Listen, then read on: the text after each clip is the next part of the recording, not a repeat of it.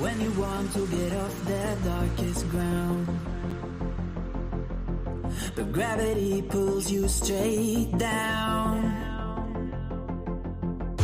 Earth from a bird's eye view. You should grow feathers and see this too. When you want to get off the darkest ground, but gravity pulls you straight down.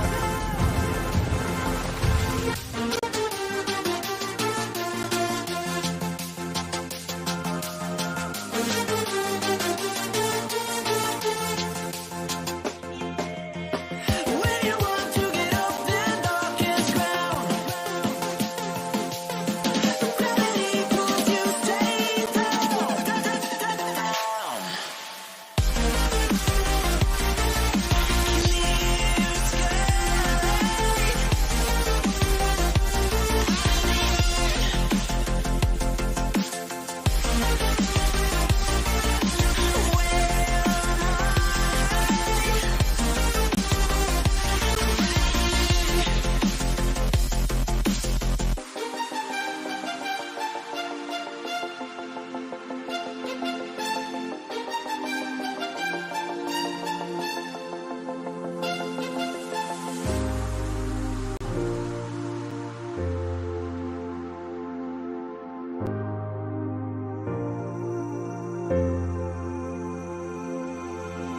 When you want to get off the darkest ground,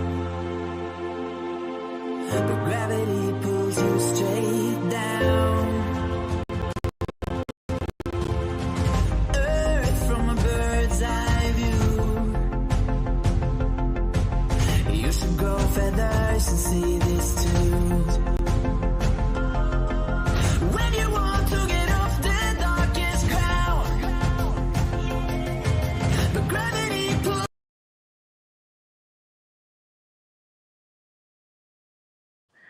Right, welcome to the semi-final stage of the World Grand Prix. Very interesting tournament so far. Luke Humphries still in the tournament. Bergh and Dimitri is the other semi-final. Luke Humphries faces Ryan Joyce tonight.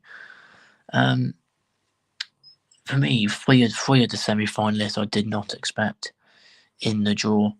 That's for sure. They've all done really well. Humphries doesn't surprise me. As for tonight, it is first to 5 sets, best of 9 sets. They've changed it for the format now. It used to be 4 last year, but not anymore.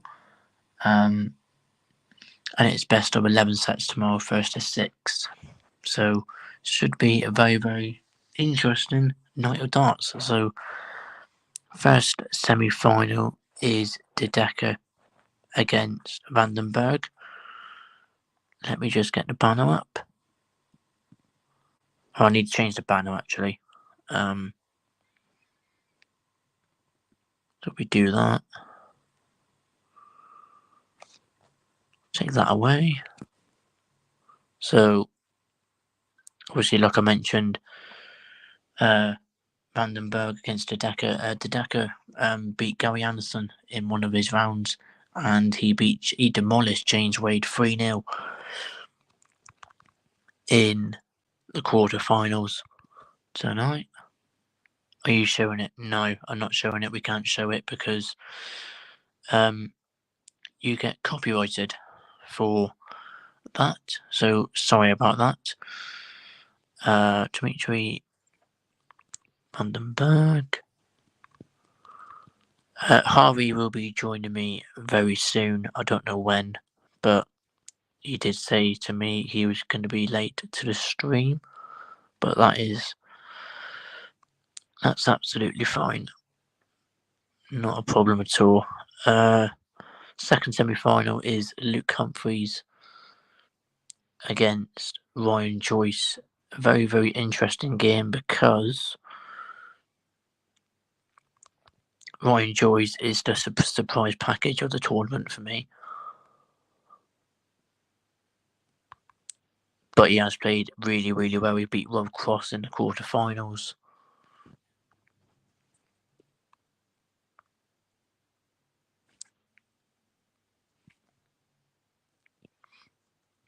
First of 5 sets tonight as well, just to remind everybody. And there's the banner. Yeah, no problem. The game should be getting underway in about 10 minutes' time, I reckon. Mike Didaka beat James Wade in his last round. And demolished him as well. He beat him 3-0. Every single set went to a deciding leg, and Didaka took them all. So fair play to him. Ryan Joyce beat Rob Cross 3-1. So that's a very, very big scalp for him. I thought Rob Cross was going to win that game very, very comfortably, but he didn't. So, yeah, there we go. Fair play to Joyce on that one. Luke Humphries beat Johnny Clayton by the same scoreline, 3-1. I think. Let me just double check that because it's coming on screen now.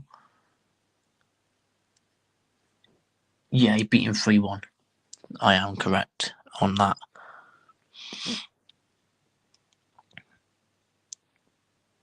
So yeah, Dimitri Bergh against Mike Didaka and Luke Humphries versus Ryan Joyce. Obviously, on the banner there, we can't show any game footage because it is against the rules, unfortunately.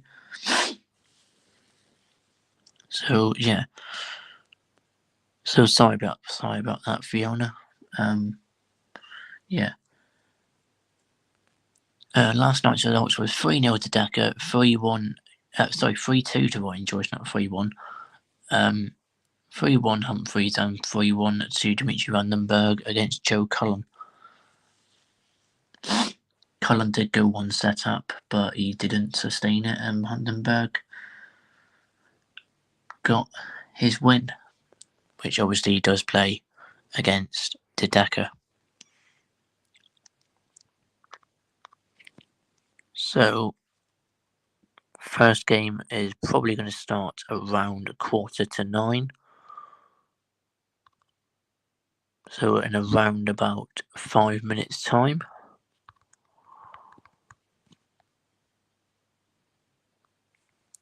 So if I put that there we go. But yeah, they're showing Mike Didaka 50% checkout success in the tournament so far, which is pretty decent, if I do say so.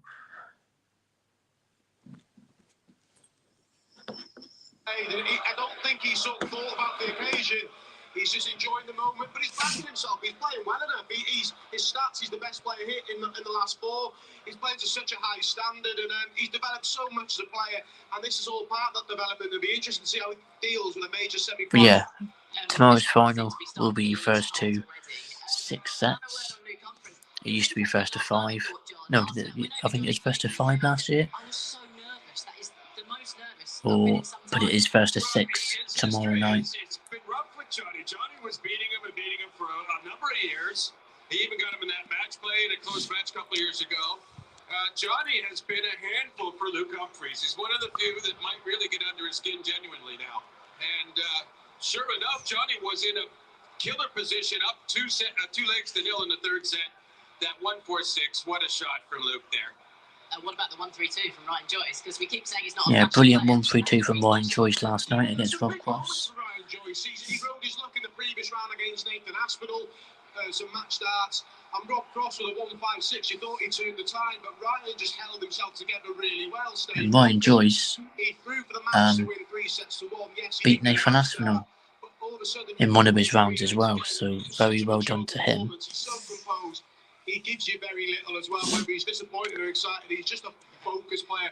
And he'll be dangerous if Luke Humphries is on point tonight. Yeah, you talked about Luke Humphries becoming this sort of titan of the sport. Just want to show people at home what his record over the past year looks like since winning this title, his first major title, 12 months ago. Luke Humphries, that is quite ridiculous. European Championship last year, quarter final. Grand Slam champion, Players' Championship Finals champion, World Championship champion, last 16 in the Masters, runner-up in the UK Open, runner-up in the Premier League, champion of the World Cup of Darts, champion of the World Match Play, and currently the semi-finalist in the World Grand Prix this year. So he has a very, very good record of titles and tournaments this year. We were saying this is just Ryan Joyce's second major semi-final. His only other one came last year, Players' Championship Finals, where he faced his opponent tonight. It was a comfortable victory then for Luke Humphries. Is there anything he can learn from that? It was a different format. Now he's just got to base it on how he's played here. He's got to play his own.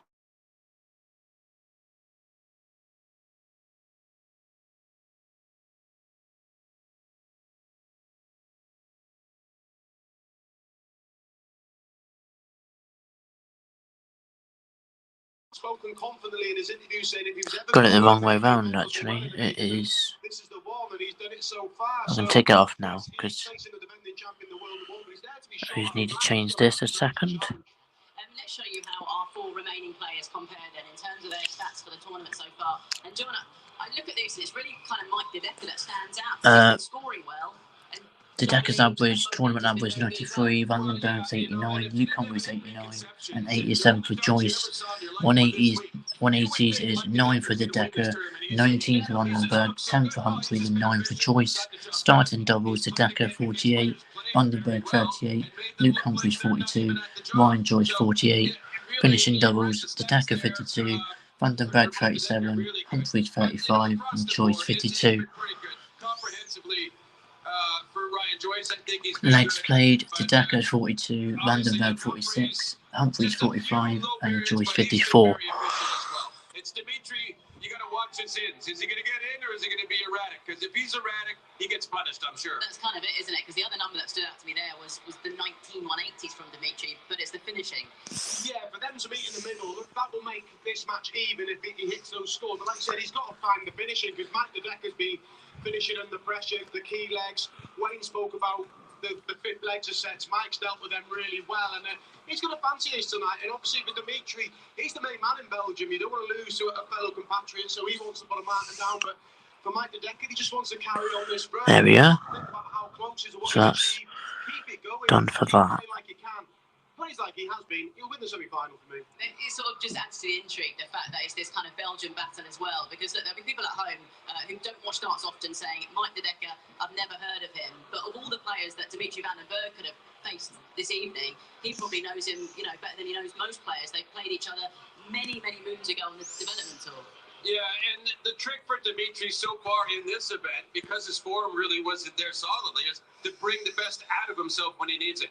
And I think Mike being another Belgian player and newer than Dimitri and below him in the ranking, I think that's the sort of player that Dimitri can draw the best out of himself to sort of assert himself, if you will, within the Belgian pecking order. I think that it benefits Dimitri that it's a fellow Belgian.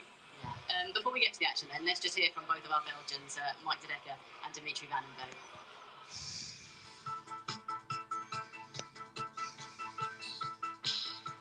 I think the little tricks so far are doing the job. I feel a bit better, but just gonna enjoy once again another beautiful major semi-final. It's gotta be fun getting on that stage together with Dimitri. It's okay, babes. I know. I love you too. And hopefully we can show everyone a good game.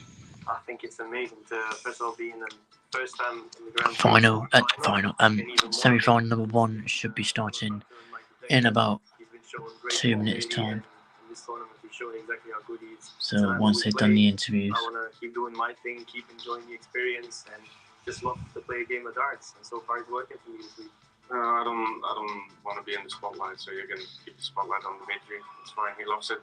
Me and Mike De Decker, we're already going a long way. Thank you for the 22 viewers in the stream so far. Make sure to drop a like on the stream, that'd be much appreciated. What you see, what you get. I always said that it's nice and it's good that you do well on pro tours and European tours. So yeah, it's a big step forward. I hope I can continue this now, that it's not just a one-hit wonder. At the minute, I'm number 1 of Belgium, and I'm very proud of what I've already achieved. Yeah, Dimitri's number 1 in Belgium. Every year again, so doing that. And so and far that's I'm doing well. very good for him. Go in to be number 1 of Belgium. I can only say all the best, Mike. Make it happen. You've got it all in your own hands. As soon as we're on the stage and my foot goes against the hockey, then we are on transfer now. And that's the same with Dimitri. He wants to win, I want to win, and in darts you don't have any friends. They're obviously, they get on well, they're good friends, but they are quite contrasting characters. I mean, you heard Mike there saying, look, I don't really like the limelight. Dimitri to take it. Dow's out at the minute, Scotty, and Harvey be on shortly. Keeps playing like he has been this week. He better get used to being in the spotlight. He's been brilliant. He's in a major semi-final. He's one game away from being in a major final. It's some achievement, but keep playing like.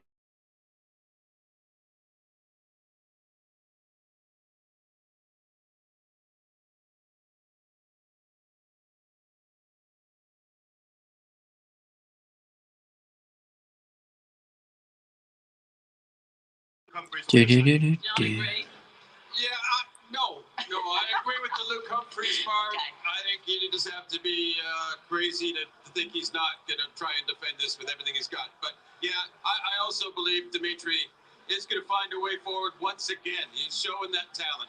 Okay, then the players are ready. It's time for semi-final number 1 and a big Belgian battle.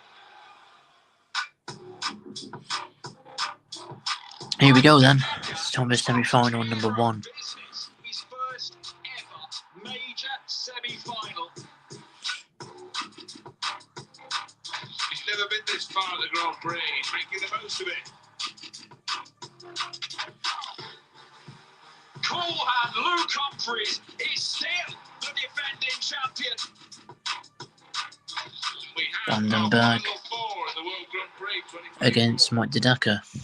Hello and a very warm welcome. You've joined us live on Sky Sports from the Nutty Arena here in the great city of Leicester. And it's the semi-final stages of the Boylesports. Are you even showing? No, I'm not showing it. I look at the banner and the description. We can't show the game footage.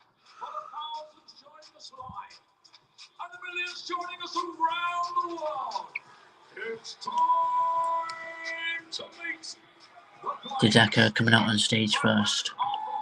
Firstly, would you please walk into his first ever televised semi-final? Ladies and gentlemen, the winner of the Pro Tour event, taking part in the second World Grand Prix, Mike. Here comes Didaka.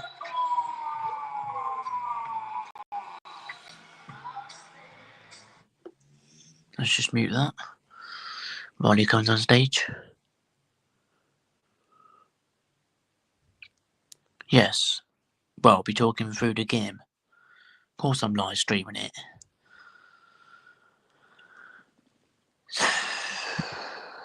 Dearie me.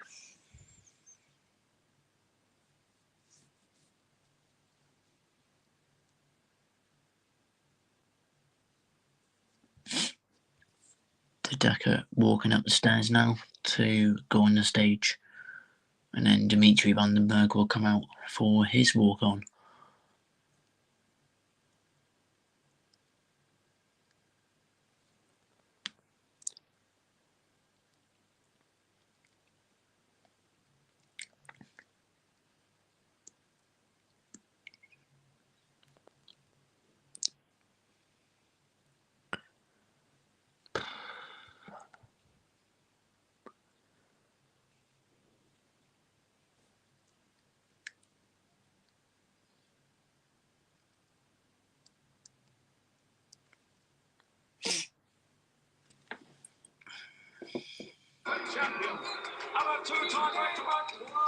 Van den Bergh now coming out on the stage.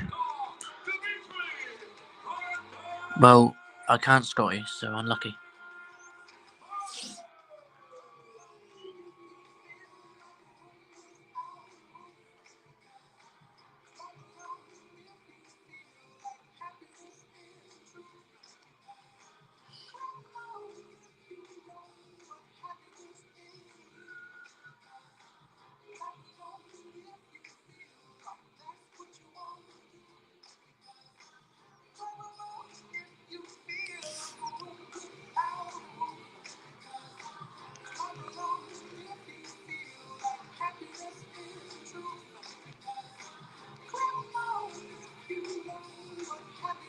hear you.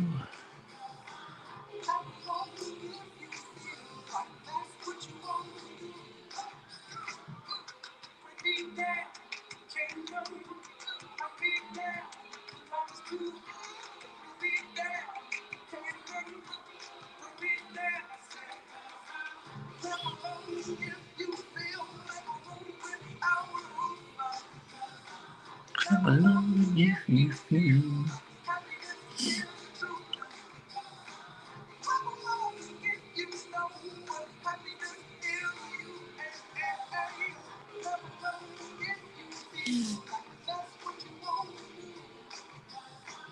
Clap along if you feel.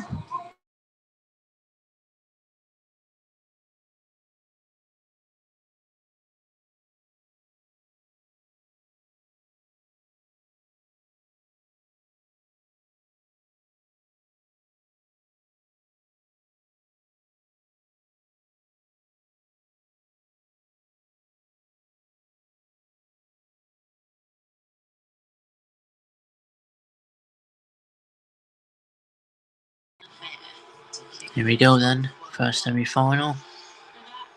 Dimitri van den Bergh, who is the Belgian #1, who is, well, kind of used to this stage of major tournaments as well. Former World Match Play champ, the current UK Open champion.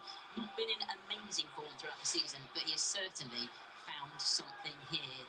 And in a way, you could say he's got to the Final Four pretty comfortably, really. A 2-1 win over Luke Woodhouse in the first round with a 97 average, a 3-1 win over the informed Dave Chisnell next, and then a 3-1 victory over Joe Cullen last night. He's thrown a lot of 180s. We're just throwing their practice darts at the moment. Really, that you'd think he might need to improve on here this evening. Well, he takes on his countryman and Mike De Decker. Not an easy task. Van den Bergh, you'll know that. De Decker has, well, had the best tournament, really, of all 32 that started. Certainly out of all 4 that left as well.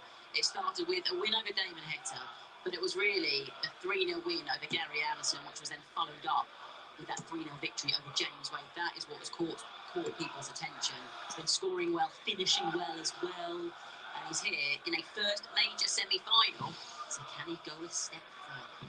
Let's find out. Van den Bergh's title odds is 11-2. And join John Hart and Mark Webster. What a first semi-final we have in store.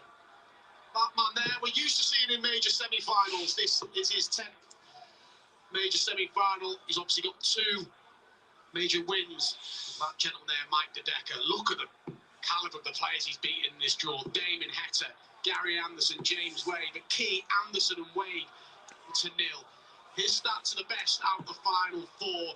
He's enjoying his best spell of form. And if it wasn't for the Pro Tour win just a couple of months ago, he may not have even been in the field, but he's been to the top 32. Dimitri to throw first, game on. Now he has the chance to have a crack at the Belgian #1 and some bragging rights and a spot in tomorrow's final where the winner Dimitri. will face either the defending champion Luke Humphries or Ryan Joyce. But for me, John, this is the standout semi-final of the 2. Well, Dimitri gets in double 16. Think is harder to call. De Decker Definitely, and the talent that Mike De Decker's bringing doesn't get in. displayed. No The score. results, just the standard of play, everything about him's been fantastic here, and it really would kind of be a shame if it ended now, unless Dimitri is really at his very best and puts on some sort of spectacular display, which we know he's capable of. I hope it's not a match where it just kind of gets a little edgy both ways, and De Decker gets in as well.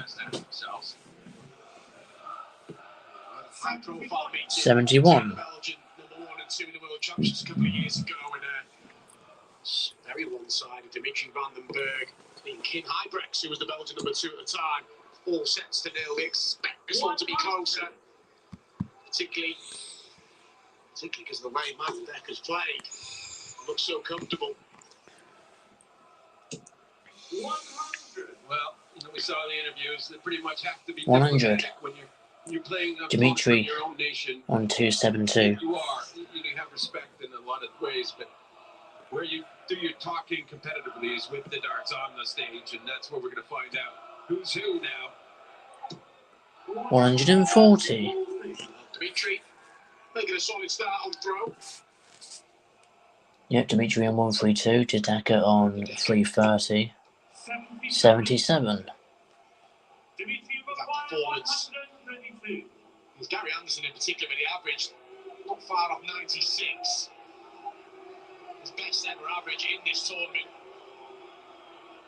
So when he come here a couple of years, Dimitri's best. So 97 this year is a good house. We'll see this a lot from Dimitri. But Mike, don't worry about it. There's no point trying to quiet down. It's not going to work. You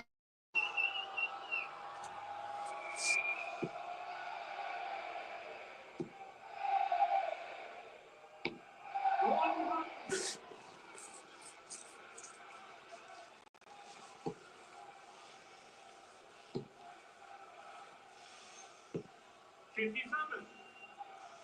Dimitri, you lose the tempo, the pace, and your darts do drop down like they just all three did for the Decker there. Of course, it's kind of keeping this leg up probably. No sense Game on the first leg. Dimitri van den Bergh. But it's Mike's turn now. He does 1-0 to Dimitri sharply here, and he in the legs. That's the common switch, isn't it? You start on double 16. Just get across to treble 19. Yeah. Didaca 70 scored. Let the crowd affect him. We saw it. There we go, double 16, Dimitri's in as well. 52. Just do things at his own pace, and it. Like Didaca just got to be prepared for it. 100. Well, I'm sure he's more aware of all this sort of thing than we are, even Mike is. He knows Dimitri and his game very well. I'm sure. 112 for Dimitri. I watched him play quite a lot of darts. Of course, he hasn't. No doubt Dimitri's been a bit of an inspiration to Mike Didaca, seeing 90. major titles. Already 7 Belgian players on the tour at the minute. A couple of Euro tours out there as well. The sport is booming in that country. Dimitri van den Bergh is a big influence. 100. I'll just keep high bricks. But it's Dimitri who's taking it to another level. Mike Didaca wants to follow on.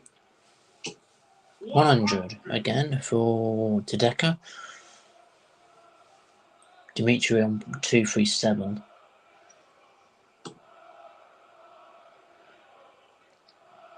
Talk about Dimitri taking his time and won't be rushed. Ironically, though, it's a 140. in this tournament where he's really getting more success scoring. Didaca 141. Can't get it. 89. For an early break. Dimitri on 97. Dimitri. Here's a 5 sets reminder. Slightly longer format than previous years. In the semi Game shot in the second leg. Dimitri van den Bergh. Dimitri makes the early running.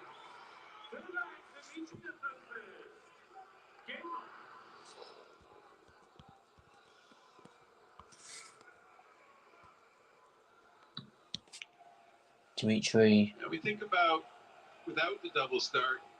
no score. Our leg to get a break, a throw. With the double start, a lot of the time you get the 15 or less, like that Didaca. one, 14. That is good enough to get the job done. And the job 32. well done. Didaca gets in. Win a lot more than you lose on that basis. Dimitri van den Bergh, can he get in this time? Dimitri van den Bergh. No. Didaca has only dropped the one No. so far. Dimitri dropped 3. 32. Didaca. I had a feeling before 100. we started that the format here might dictate some of the results more than even the rest of the play. And, already we've seen both Van den players struggle Bergh to get in looking happily at, and a leg each. oh, 85, oh dear.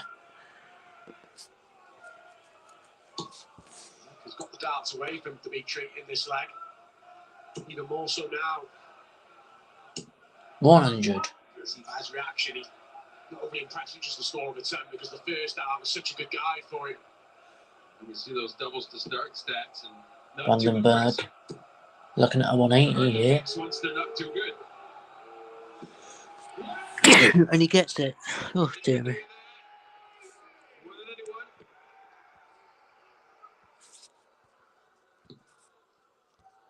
This is 20th of the event. Dimitri on the Bergh. Puts him back in front of this leg. Looking to clean sweep set one. Van den Bergh. We're looking at another 180 here. 180. The double 12 with the Decker not on a finish, and it sure looks like set one will go the way of the more experienced Belgian. 95. Dimitri required 24. Decent opening set. Averaging a 96 and a half as a wrapping up in style. Pulled that one. Still two in hand. Only needs the one, and he rattles through set one really comfortably. Van den Bergh gets it, and that's the first set. More work to be done here. But he strikes first now up for the semi-final. He leads fellow Belgian man. Oh dear, yep. 6-0. That's 1-0. I will be back for set 2 very shortly.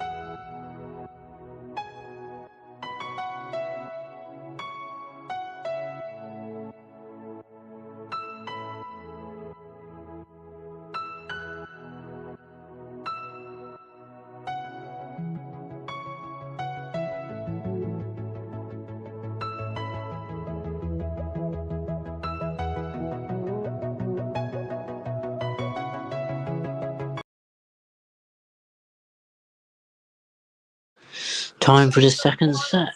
The defending champion world number one, Luke Humphries, taking on Ryan Joyce. Humphries looking to go back to back at the World Grand Prix. So far, so good. Dimitri dominated that opening set, averaging around about 94. No attempts at doubles for Mike Decker to win a leg. He can't panic. It's a race to 5. He's going to take the encouragement. Mike Decker to throw first in this set. Against the dart, so no lasting Gets in. damage done, but already you feel he's got An important field this 146. Seems to have bounced back pretty well here. A perfect in for his chosen path. Dimitri's in as well. I think the problem is in the last leg. 72. Back 180s. And he seems quite competent at the moment. You know, he's had his ins and out periods, but I don't think it's going to be easy 100. for Mike to try and sweep Dimi as he was swept in the first set. There's a tendency when you lose a set like that, John, to try and rush through the second one and get yourself level in double quick time. You've got to be patient here, Mike. Well, that's a good point. You know, you could end up winning this set, Mike could 3-2, say. It's the same net result. One set each, and that's what experience. 180.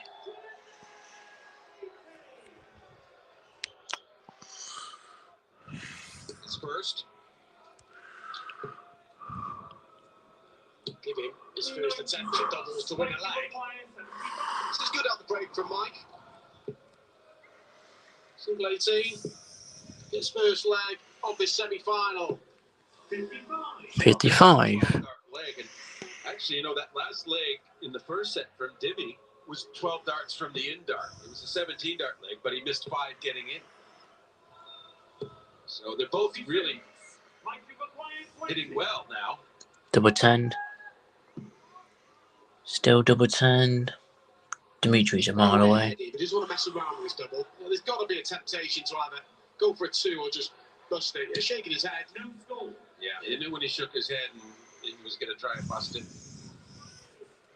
Don't need to be going for double 5 in that situation.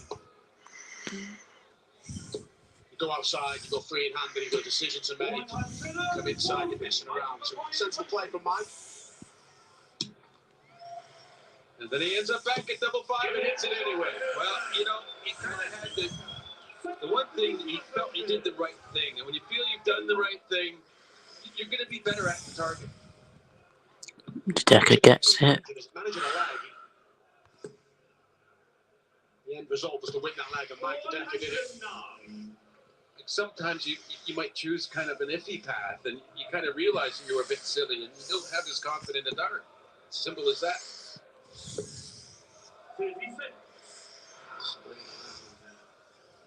This time we've really seen a little bit of frustration from Mike Decker, shaking his head, even though he won the leg. We just saw There we are. He sprayed a few darts around after doubling in there.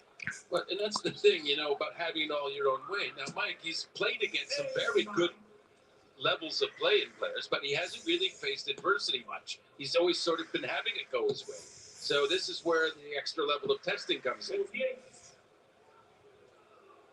48. We've mentioned it as well. Grand Slam spots available. If you get to the final, Vandenberg's got one, Humphries has got one. Humphries has got about 20 of them. Qualified a few times over. But for Mike Decker and Ryan Joyce, they can find a victory tonight. The double bonus will be 140. and the up-and-coming major at Wolverhampton.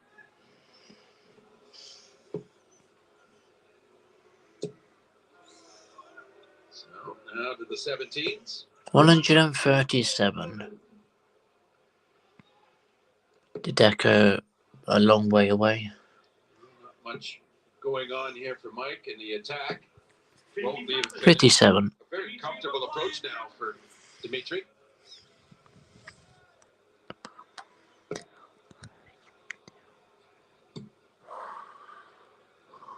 Just that littlest of steps opens it right up. Failed to get back at the barrel. If he got that dart back at the barrel, he's going to glance in. The spraying about here. 50. The minimum he needed, Mike Decker. He hasn't started well. He's averaging 15 points below his total. Gets it. 1-1 in this set.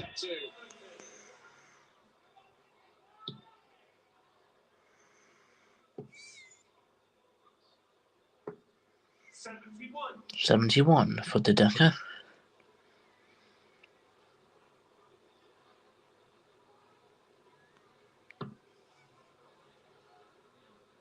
Everything from the Bergh, John, has been at such a high level. Just scraps through his second set. As long as he gets it on the board, he'd be feeling a whole lot better going into that second break. Yeah, it's an important point. 81.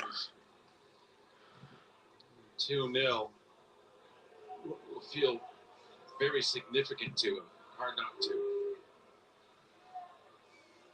So winning this set, really important for Mike Bergh. 112. Again, because he has had it all his own way. It's hard if it's all not all his opponent's way all of a sudden. There's no compromise. 80. Second half. Yeah. But lucky for Dimitri maybe to be able to punish. He won't have any problem exploiting that. I don't have any friends on that hockey. 91. Still in front of the leg, Mike. Think about this now. There's back if he goes, trying to leave 170 left in the previous leg. Didn't get a look. 59. Well, this is the sort of time Dimitri's really thinking about those 180s. And he's delivering. 140. They missed the third, still got to finish, though, at least. It's not as significant as a 180 would have been, though. This is good for the decade. 180. 5-2 Dimitri, fair enough. This one, 5-8 would be a real body blow. It's not going to go, so the Bergh gets the chance to lead again in this semi-final. Doesn't seem settled, doesn't seem overly happy.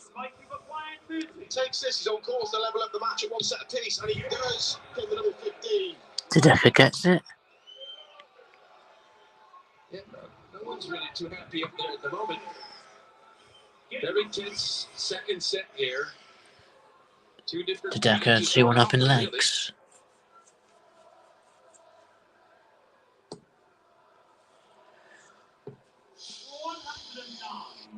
109. Close matches. It's entertaining. The pressure just lasts and lasts. 32. You don't want to see players run away with a semi-final. You know, on the other hand, though, Mark, when we get to this length of match, you can see one guy get out ahead, but we do see comebacks as well, especially in the double format. 140. You know, just because someone does pull away doesn't mean they're guaranteed to finish it off. A couple of years ago, you've got to think of the final. Michael Van Gerwen led Nathan Aspinall 4-0 in the race to 5. Aspinall had 2 darts to level up at 4 sets apiece. So a comeback is easy to break down in set play. Well, yeah, and that's the same format as we have tonight in our matches because it got lengthened this year. 96. Finals by a set.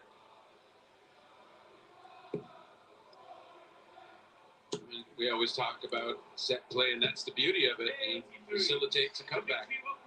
I'm just not so sure for Mike Bergh with a lot less experience than Dimitri that he could finagle a comeback. 156. The elder belt. In the background, he thought he was going. Ultimately, his head now is thinking about the next leg. It should be 2-2 in legs for this set. We love our leg pies. Dimitri push us there. Sure. He's thinking about he's going to split it. Double A. Old friend. And he gets it. This is the one for Mike. This early in the semi-finals. Got the feel of a huge leg. Yeah, these darts so important to getting in. 32. Big part of a deciding leg. Even that third dart getting in could be a little disastrous if Dimitri gets in first. He doesn't.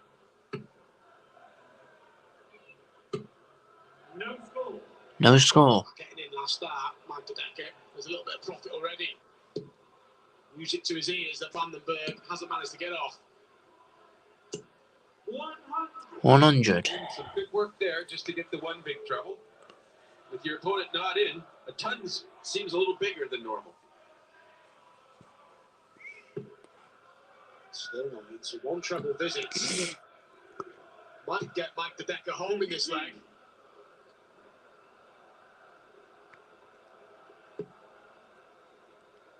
Yeah, hello, Scotty.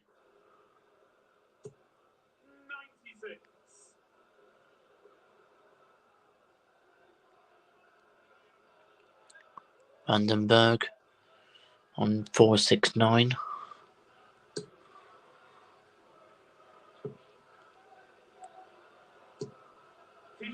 This should be the Decker's set. Mike the Decker's just got to play sensible. Yeah, I reckon so as well, Harry. I was going to say, it doesn't even need the 180. That makes life really easy. Well, happy Mike, isn't he, shaking his head again? But this is fine. He's dug in deep in this set. 100. Yeah, so double 18. Double 18. Double 9 to make it 1 each in sets. And 84. 9, you know, and Fuss was never going to be an option on 93. He might have split last start, though, right? Yeah, possibly an angle to go to 2. You just want to get the set when. It's got time. The only worry is if you start bringing double 2 into play, then you start messing around. This could be the issue. Game shot on the second set. Mike the Decker.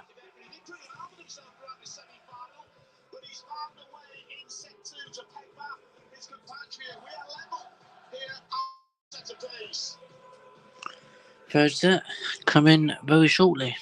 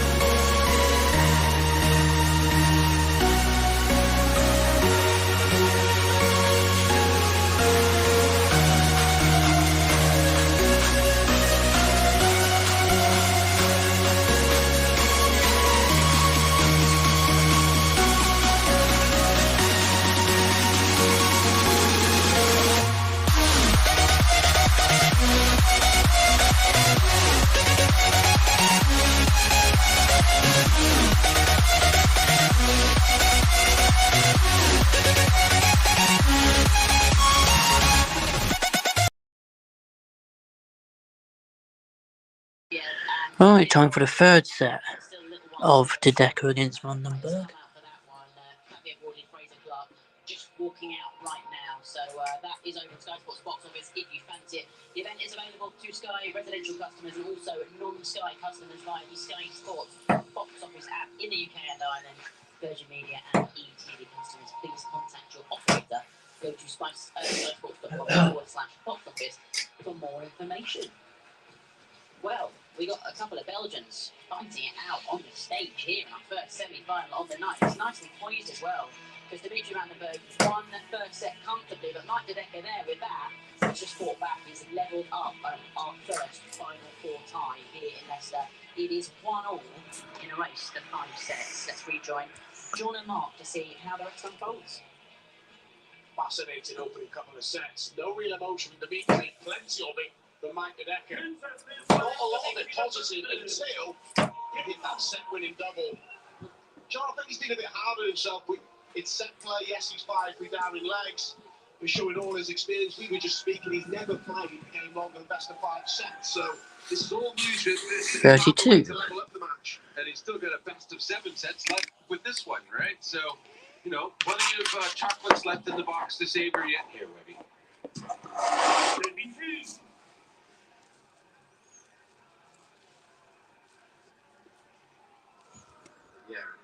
Kinch.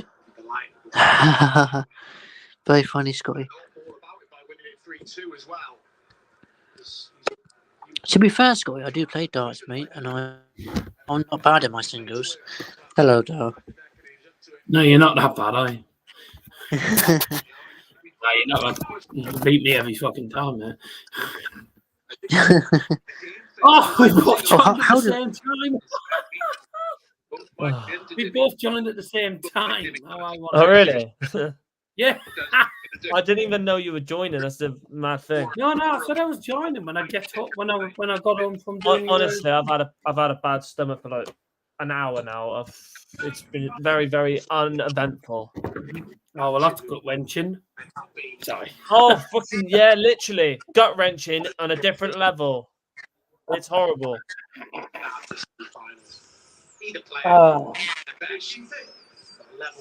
I'm sorry, I did not. No, honestly, it's painful as hell, man. Oh. Sorry, I did.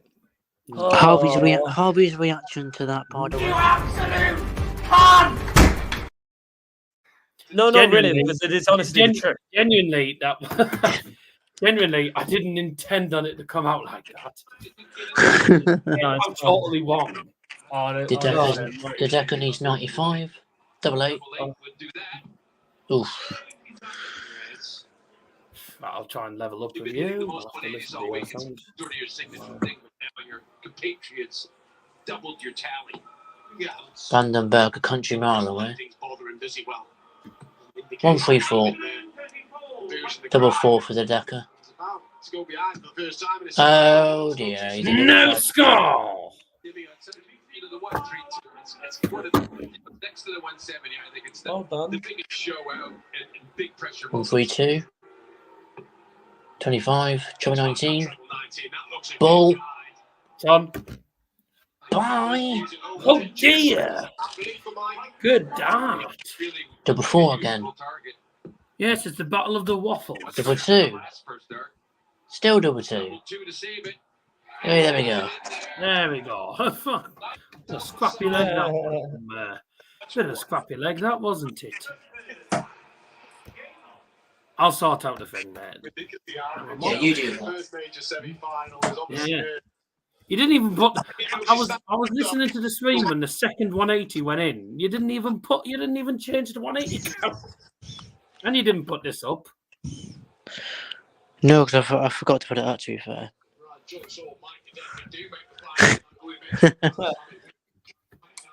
No score. Wolverhampton.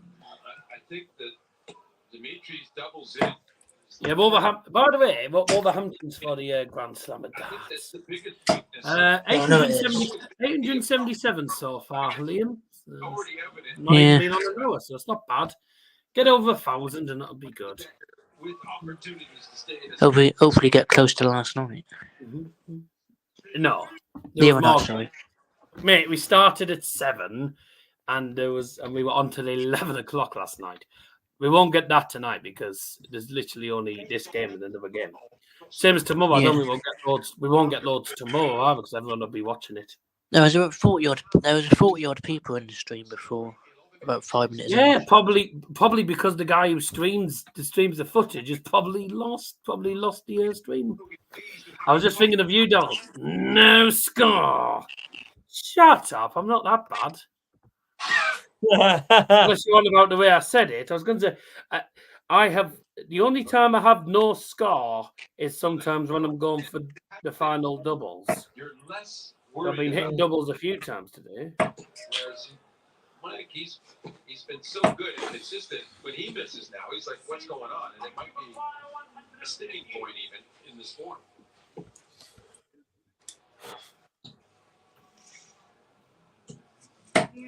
Tournaments level. See how we get on here. You thought you'd be on by about 10, though. Everyone had gone at 8:45. Everyone started leaving at 8:30. They always leave early. They say a certain time, and then people never stay till that time. So we just ended up finishing early. I was like, game shot in the second leg. Mike the Decker. And Dimitri Bergh is getting a decking in this game. Mm-hmm. Yeah. Yeah. Dimitri's getting a decking in this video. Spain are leading. Portugal winning. No surprise. No score. One Dimmy score as well. Did you not even put the double Iron Brew Johnson? That's tomorrow when England are playing, mate. I have the Iron Brew from my streams. Clincher in set 2 and the open 2 here. Dimitri. Oh, no score. Does anyone want to start? The deck is finally off after 4 darts. 109.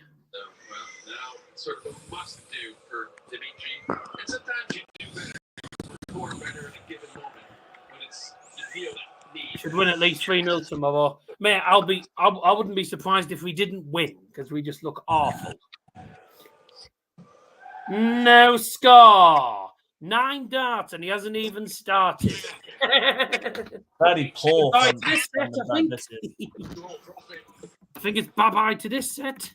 But remember, it's best of 9 sets tonight. Hashtag highlight man Harvey back at it again because obviously I'm literally like 10 seconds behind. So I'm the highlight man. How on earth is he not getting that in? Well, all I've got to say about that, mate, is this. I like it. That took you 5 seconds to do it as well. I couldn't find the.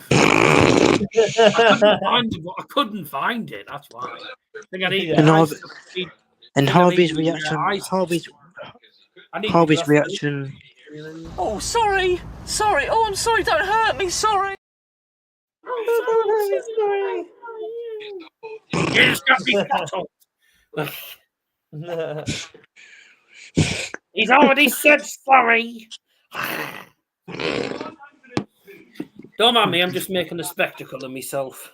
I like the way he tied it down. That's a good setup. Took a step back and think about it. Yeah, you rightly said 140. 100. Tell Devil to bet on Lisa Ashton 180 and it loses. And again, tell Harry to piss off.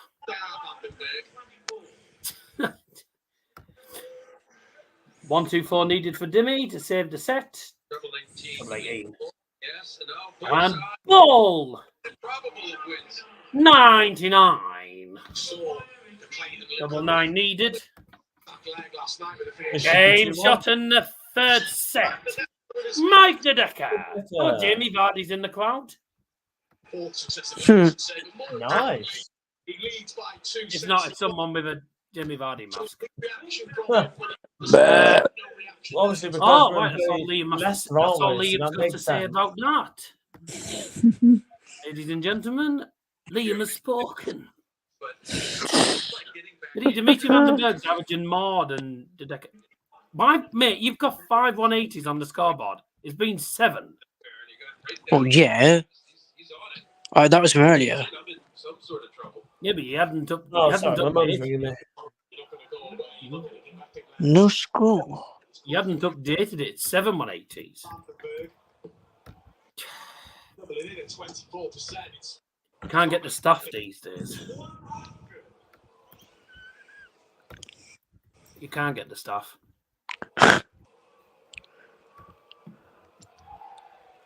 Oh, way. Oh. Stick to waffles. Becoming a real issue, John.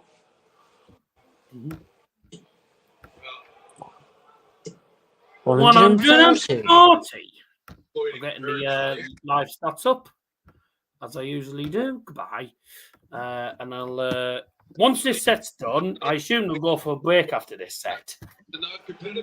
They go for a break after set 1 and 2.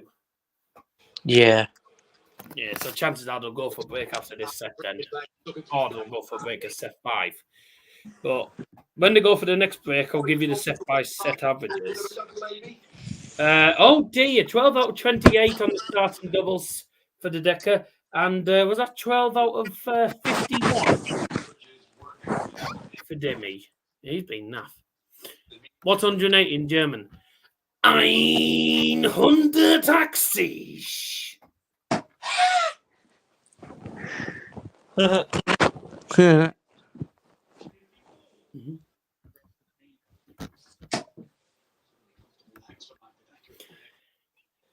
First thing, hello, you stinker.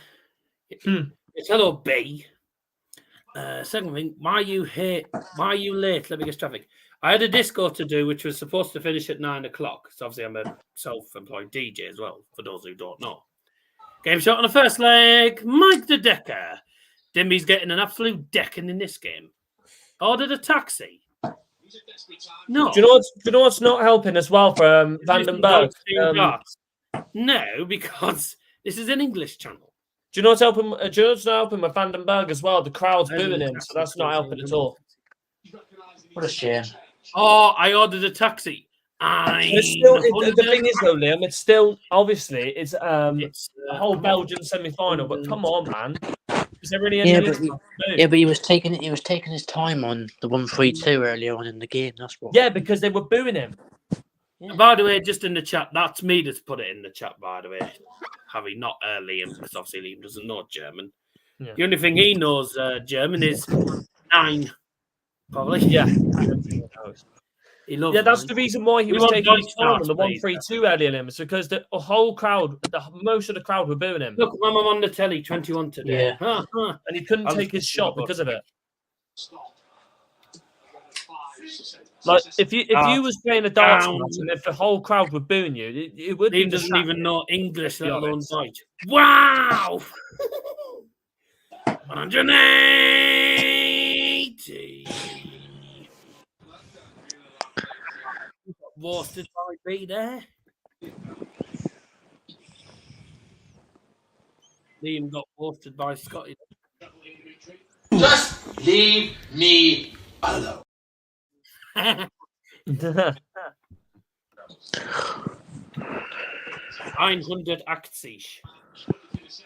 140. 70 left for the Decker. We've given him a right deck in here. Talked about Decker 5 legs on the trot. He had 5 treble 20s on the trot just now. He's going to get a chance. Would you ever do Deutsch streams to darts? Probably not. Not until I was able to speak full fluent Deutsch, which I can't. I can't speak full Deutsch. Game shot in the second leg. Mike the Decker. Oh, dickhead. Give himself a bit of daylight and go 2 sets away from the World Grand Prix. I got a tummy bug. Yeah, I think Harvey said he has a bit of a tummy bug. Yeah, I've just ate too much today. I think I've just overstuffed myself. How? What have you eaten? I had a pizza, but then I felt a little hungry afterwards, so I had gammon. Oh dear. Okay then. Eating too much at once. Oh dear, Scotland lost. What a pity. I wouldn't. Yeah, it's nowhere near desperate. Switzerland are losing to Serbia. It's very. Hey, We can't say, Park, mate. We can't say much. We lost to bloody Greece. Hey, bloody Plymouth Parkway did cacked for you, didn't they? Yeah, they're going down and they're crap anyway. Yeah. The best thing for Dimitri, though. I don't even know who the team was they were against. Worthing. Win 3 I straight don't even know which league. Twice, yeah. Torquay's League. Oh, the International League South. Yeah. Oh, I've never seen them. 180. 60. Oh, yes, I can do the FA Cup draw on Monday night, by the way. I haven't got anything on. I've got a... Really worked his way into. I'm on a call at like... I'm on the usual thing at 9 o'clock, I think it's scheduled for. So I'm free. I'm free at 7 o'clock on Monday, so I'll be able to do the FA Cup draw. Pickford was great against Greece, wasn't he, mate? I think Pickford thought that he was playing on Greece. It literally looked like he was playing on Greece. He was slipping and sliding and falling apart, and he was fucking moving. Game shot in the 4th set. Mike De Decker. Bye.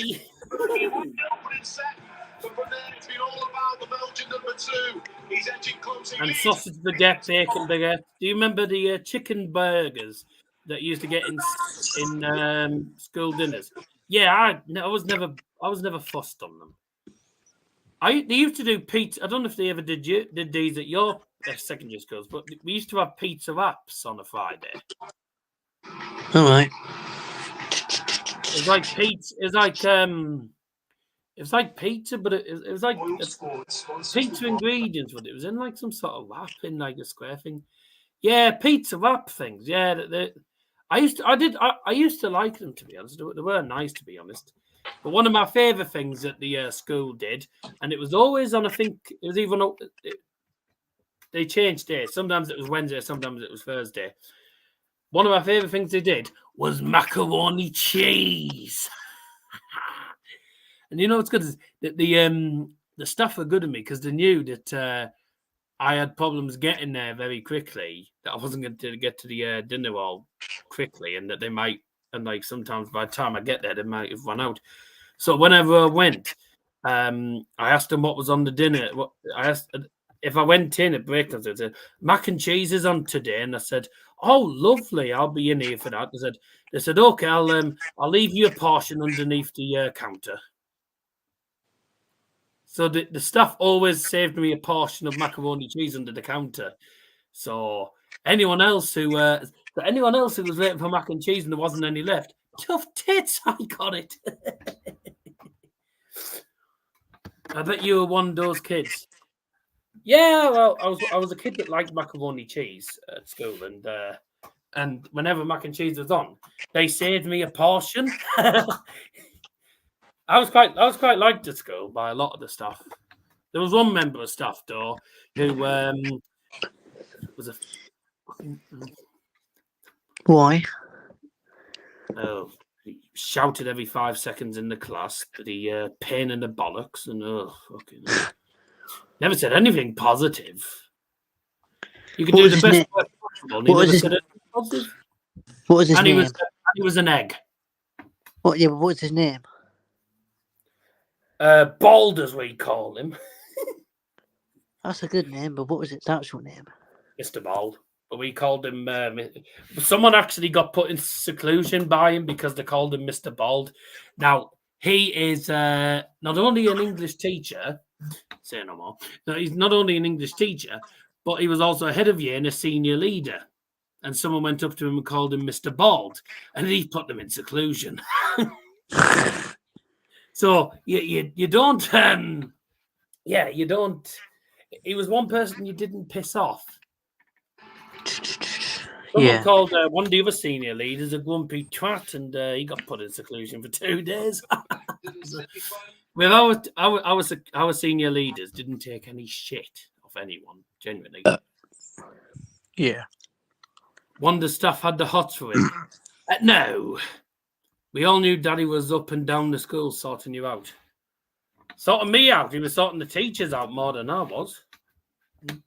There was one teacher who said I should have kept telling me to keep off the drugs because I was coughing a lot during the PE lesson because obviously I'm asthmatic.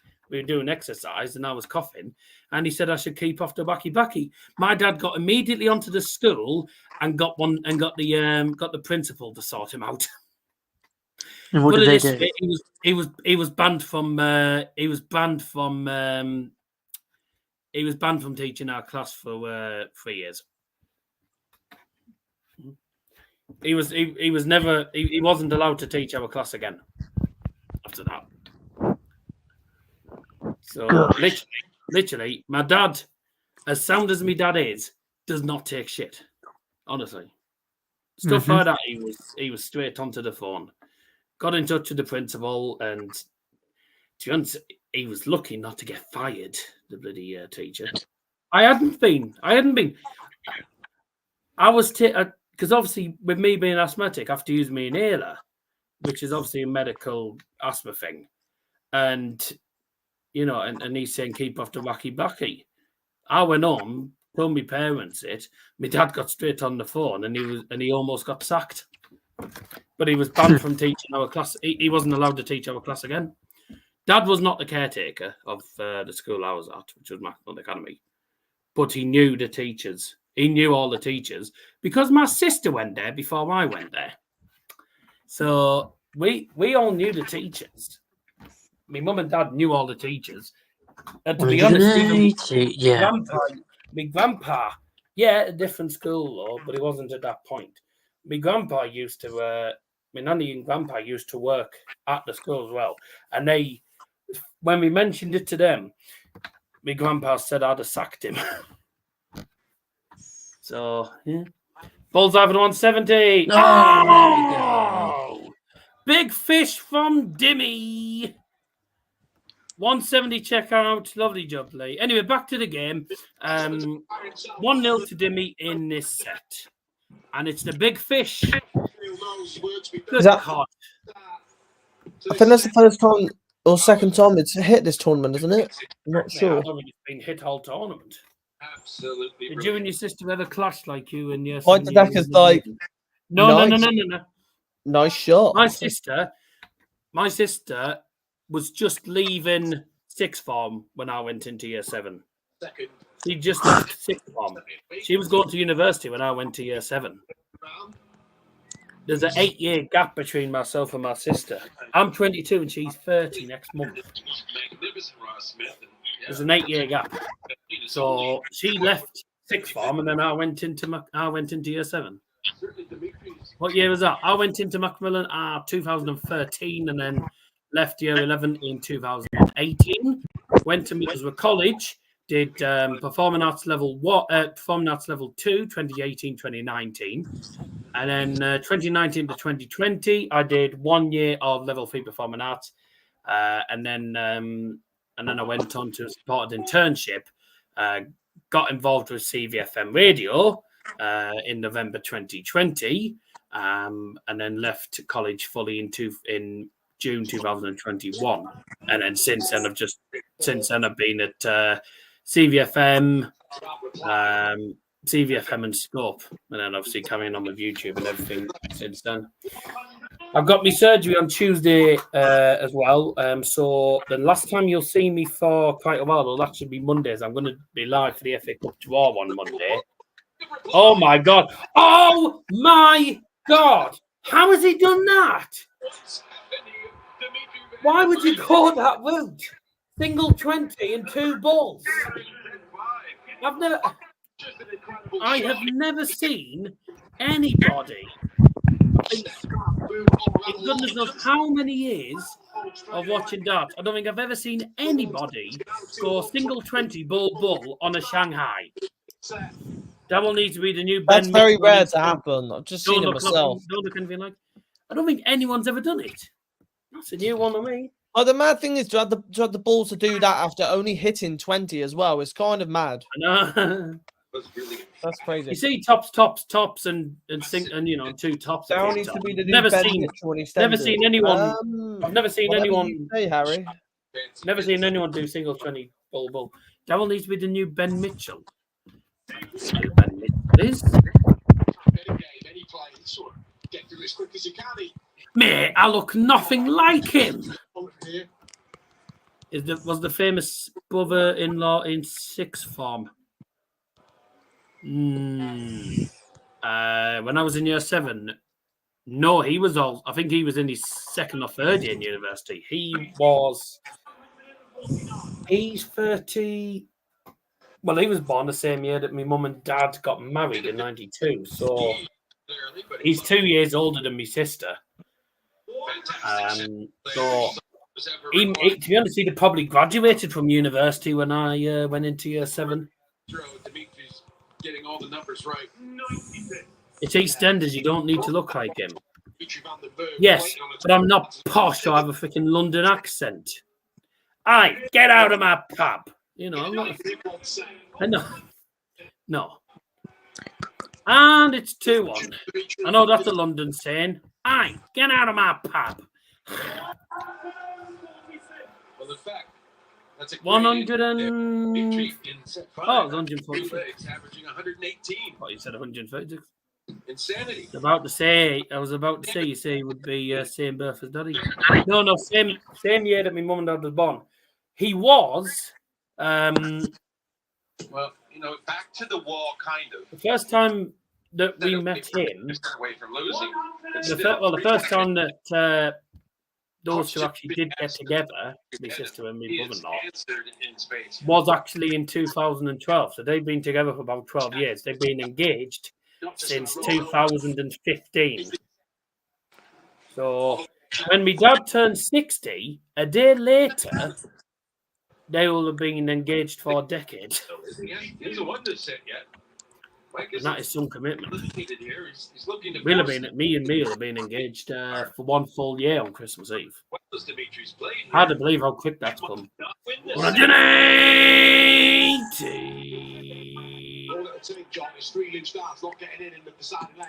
10. Wait, is it 10? No, it's 11. 26. Really good.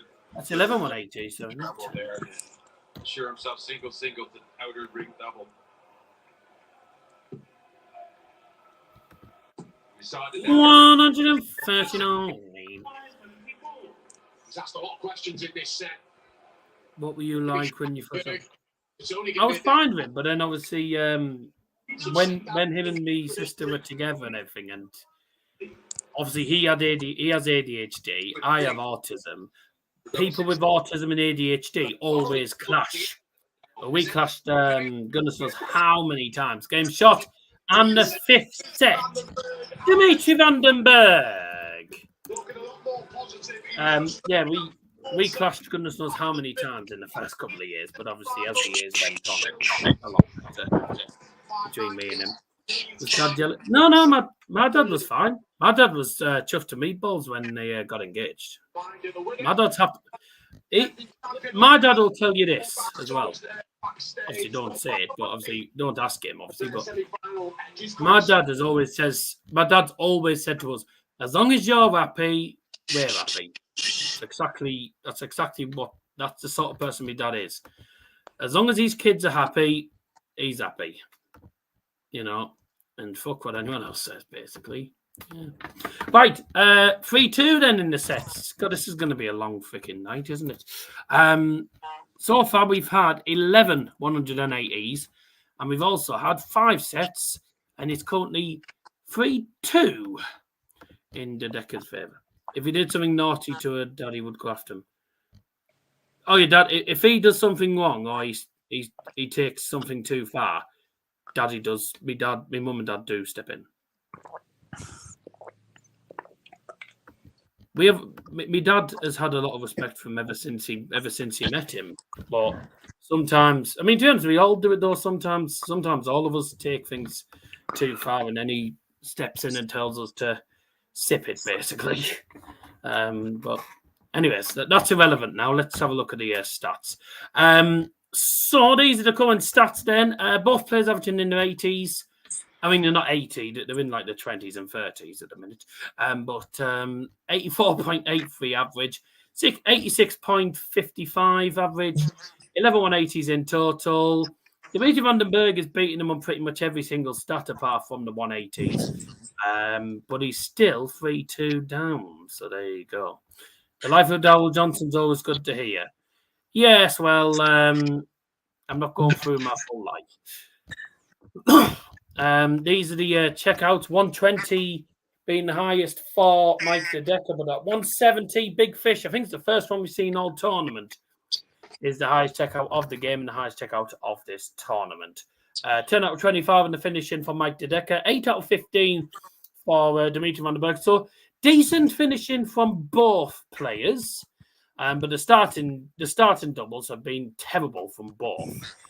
Let's just see what happens in the next one or two sets. And we have reached over 1,000 views. So thank you very much, everyone, for tuning in tonight. I'm going to just quickly give you one through of the final scores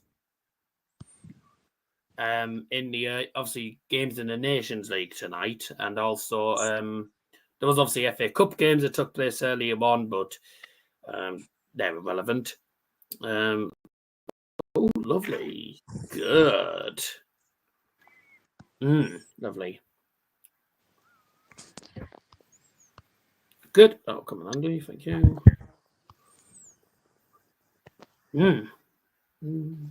Right. Okay. Very quickly, give you one for the Nations League result in the earlier games today. Lithuania lost 2-1 at home to Kosovo in the 2 o'clock kickoff. 2 5 o'clock kickoffs to tell you about. Bulgaria 0, Luxembourg 0, and thankfully Croatia 2, Scotland 1. And Scotland had a goal in the last minute chopped off for offside. What a sad shame. Poland 1, Portugal 3, Serbia 2, Switzerland 0, Spain 1, Denmark 0. Goal from Subimendi of all people. And then we also had Belarus 0, Northern Ireland 0, and Cyprus 0, Romania 3. Well, I tell you, fair play to the Romanians. They're at the moment remaining in the tournament. Romania. Anyways, let's get on to the next set. Off and one and then Dedecker on 4-6-6 after the first 3 darts, and Dimmy, no score.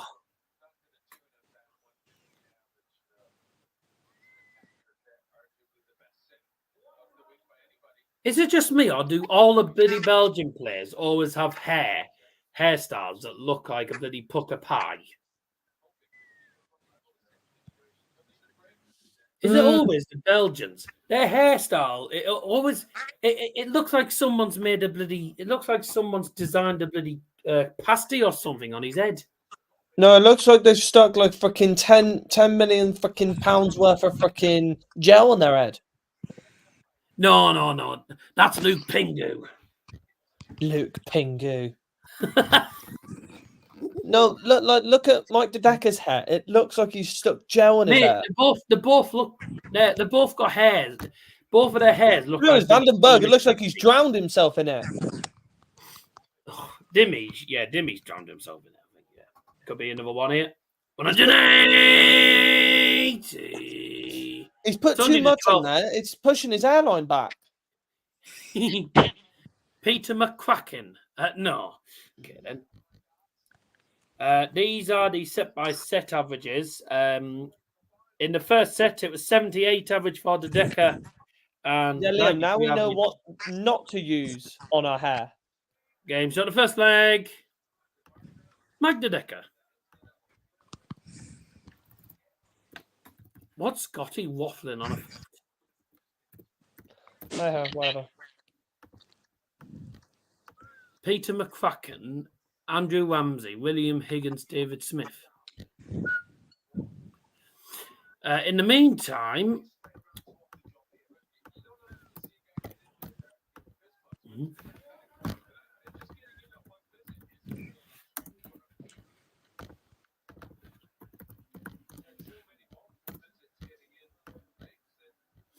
I don't know what these names are that he's saying.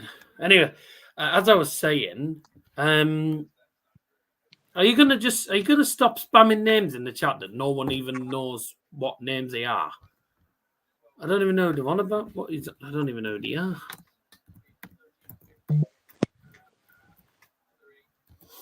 $140.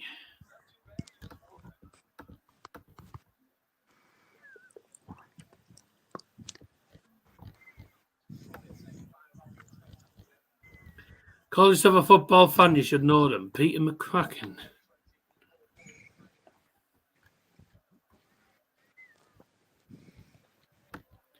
The footballer.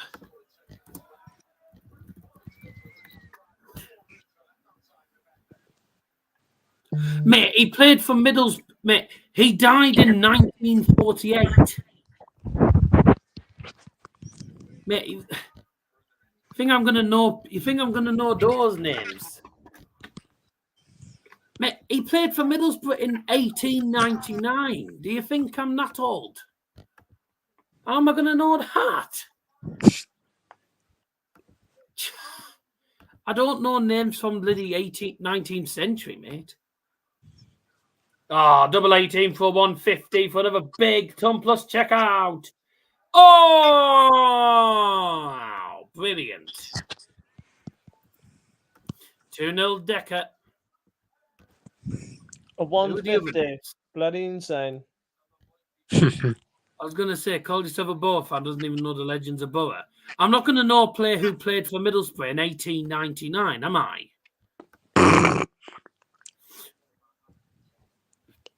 I think that was. I'm sorry. Are we over 100 years old? Like, come on, man. I know. Who do you think we are? Peter McCracken played in 1899. When did Andrew Ramsey play for Middlesbrough? When did Andrew Ramsey play for Middlesbrough? It's come up with Aaron Ramsey. Again, Andrew Ramsey played for Middlesbrough in 1900. Like, bloody hell, where are you getting these names from? Are you just searching up Middlesbrough? He's searching up. He's clearly been searching up Middlesbrough legends, hasn't he? William Higgins.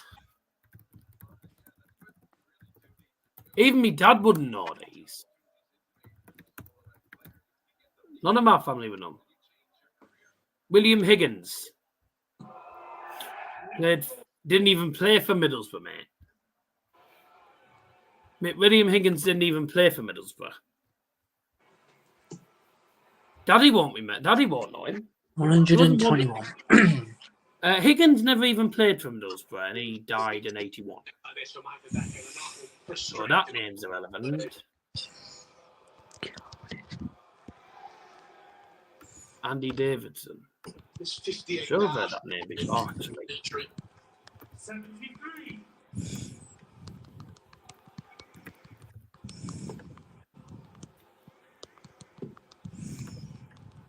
I'm sure I've heard that name before.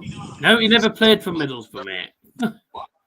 You're naming players that have never played for Middlesbrough. 2 away from a treble 20's worth of misses getting in. None of these players have ever played for Middlesbrough, mate.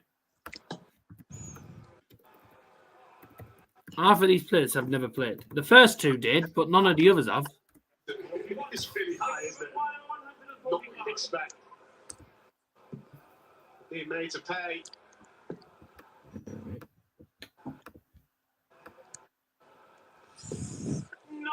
You're talking the player that played for Manchester United when they were called Newton Heath. He was sold to Middlesbrough for £75 and earned £4 a week wage. Got 34 goals in 135 appearances, Cassidy. In 1905. Yeah. You're going back way too far. No, £4, not £4p. £4 a week. It wasn't 4p. Who's the number one here? Well, it's the one that's 3 sets away. Doesn't matter how much experience you have. Oh, This is game shot in the 6th set. Compose himself. Mike Dedecker. Intermission here. Yeah, he's definitely reached the final now. Good. I told you he was going to reach the final. There's a break after this. I hope Mike Dedecker wins it, but I have a feeling Luke Humphries will win this. Luke Humphries wins this. Lee Carsley reveals that he has not formally applied to become the permanent England manager. He didn't want the England manager role anyway, so there you go. First set, by the way, was 93.94 for Dimitri van den Bergh, 78 for Mike Dedecker. Second set, 82-86 in Dimi's favour. The third set, 77 average for Dedecker and only 71 for Dimi. Set 4 was the worst from Dimitri van den Bergh. Dimitri van den Bergh averaged 63.5 in set 4. Lost that set 3-0 and Dedecker averaged 95. Set 5, Dimi averaged 115.18 in that set, which is amazing. Set 6, 102.48 for Dedecker, 63 for Dimitri van den Bergh in that last set. And in this set, 106 average for Dedecker. 22 out of 84 in the starting doubles for Dimi. That is appalling. Mm-hmm. And that was a 118. Is that 13? 14. Mm-hmm. Okay, 14. Terry Venables was good for you. Terry Venables, yeah, legend of the game, he was. Brian Robson, yeah, Brian Robson, indeed. I think also Brian Robson was he not Manchester United manager at one point? I'm sure he was a United manager before Brian Robson. Yeah, he was. Born in Chestnut Street, so he's born in Durham. Yeah, he only played 25 times for Bother, though. But he was a midfielder. He was well known above. He played 345 times for Manchester United. And obviously was in charge of both from 1994 to 2001. Also beat Manchester United at one point, didn't he? Yeah, Manchester United and both did. Brian Robson. Lenny Lawrence, Peter McWilliam. Don't remember the names.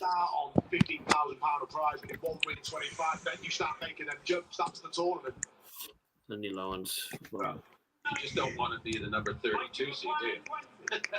He was manager of Plymouth Argyle in 1978. There's an argument for being one. Borough manager in 1991. Aye. He's the non-executive director at Hartlepool United. Oh, yes. Yes, now I recognise his name. Lenny Lawrence is part of Hartlepool United, isn't he? Peter McWilliams. Yeah. For anyone who's tuned in, you are watching Double Trouble Darts, and this is the dart stream, but you can blame Scotty B for talking about all these football players. Double 5, yeah. No, okay, single 1, double 2. 8 scored. Peter McWilliam. Letting Dimitri off the hook. He was edging close to the fire. This would be the breaker throw. For a left off. Mate, he was manager of Middlesbrough in 1927. Game shot in the first leg. Dimitri van den Bergh. Short memory about that too. Minute, Mike Dedecker is winning the waffle derby. And the winner gets a free waffle made by the opponent. Best thing is always forget your mistakes early. I didn't even know we had that. More damage than what it did inside. John Robson's the man you should thank. John Robson, who the fuck's he when he's at home?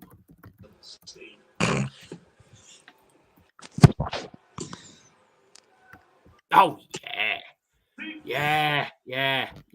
Mate, why are you saying he should thank him? Why should I thank him, mate? He never played for Bother. He never played for Bother. He played for Villa and Yeah, did Derby. you see the goal that Darko JB scored the other day for England's under 20s? Hmm. Bloody class. Darko JB scored for the England under 20s. Oh, right. Fair enough. Absolutely brilliant goal. 23 out of 88 on the starting doubles for Dimmy. That's appalling. That is terrible. Yeah. I hope he loses because of that. 23 out of 48 for the Decker. He He's most done well likely on that. will. He's done all right, to be honest, the Decker. 23 out of 48. But 65 missed starts for Dimmy. Wonderlegs, it took him 11 darts to get going. This set, Dimmy's averaging 59. The Decker's averaging 78. Dimmy's been woeful the last two sets. This set and the last set he's been poor. Constantly, John, give yourself so much work to do in a leg. Next game features the world number one against the man who's been causing a few surprises, Ryan Joyce. Pepsi final boss. Pepsi Max. 180.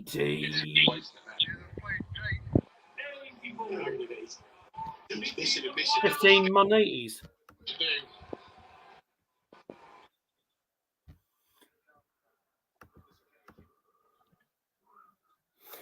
Yeah, he's getting frustrated up there, isn't he?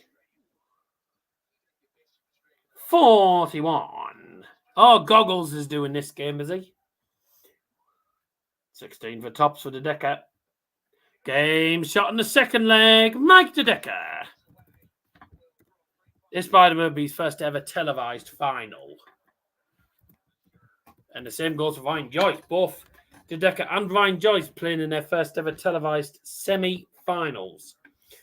Mike the Decker could become a brand new winner of this tournament if he wins the final. Chances are he'll be up against the current champion Luke Humphries. So he will have to really be on his game. Reminder, Buck's first leg of this set, he could be in cruise control here. For Vandenberg, though, 52 win. That's like a Come on, get this game over and done with and on to the next one, please. comparatively to what The Deck has only lost 2 legs on his own floor, and he's thrown 12 legs. 59. I reckon the final tomorrow, if it's Luke Humphries the Decker, which is what I expect anyway. If it's Luke Humphries the Decker in the final, I have a feeling it's going to be one of those games where there's going to be very little in the way of floors being broken, because he's going to struggle to break Luke Humphries' floor, and I think Luke Humphries will struggle to break his floor. So it's going to be one of those games where most of the legs are going to be 1-on-4, aren't they, really? 96. What the hell are they wearing?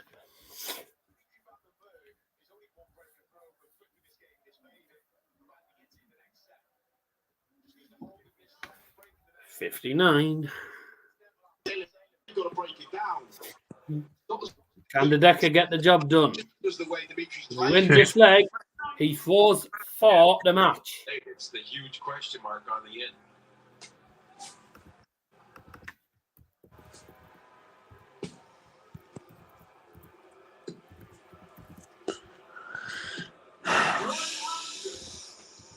$100. Good old Goggles. Newbridge Primary School, any good? Yeah, but I didn't get enough. I didn't get enough. Mike kind of makes this imperative that he gets. Couldn't get enough support in the classes. Couldn't get enough support in the classes for me to stay on. So my parents wanted me to move school, and I went to Martin Grove School, which then so I was at Newbridge. I mean, shot for a double that would really. I went to Newbridge, and this was like, I went to nursery there. Double A, pretty How the hell does he know my primary school? Probably because if you look up Darrell Johnson Middlesbrough on Google Images, you'll see 8 scored. you'll see a photo of me winning this Olympic stamp competition, and I was at Newbridge at the time. Yeah, Newbridge. I mean, although it was a nice school, I didn't get enough support in like year 2 and year 3. So at the end of year 3, I left the school and I went to Martin Grove School for year 4. Martin Grove School then closed down and got knocked down in 2011. So Martin Grove, Martin Grove School had agreed with Beechwood Primary School to come together and form a new name. So it was Beechwood and Martin Grove combined to become Beech Grove, basically. Game shot on the third leg. Mike De Decker, and he throws for the match. Yeah, it's all strange. It closed down in 2011 and got knocked down. It's now houses. But the school was about 75 years old, to be honest with you, and it needed at least a good lick of paint. If not, it was crumbling a little bit. So for year 5 and year 6, I was at Beech Grove Primary School, which was Beechwood and Martin Grove combined to make Beech Grove. Or maybe you can. Which it is, I guess. Oh my God, the cap! Yeah. Right. I don't know what you're doing, but I can name myself. Huh? I can hear myself.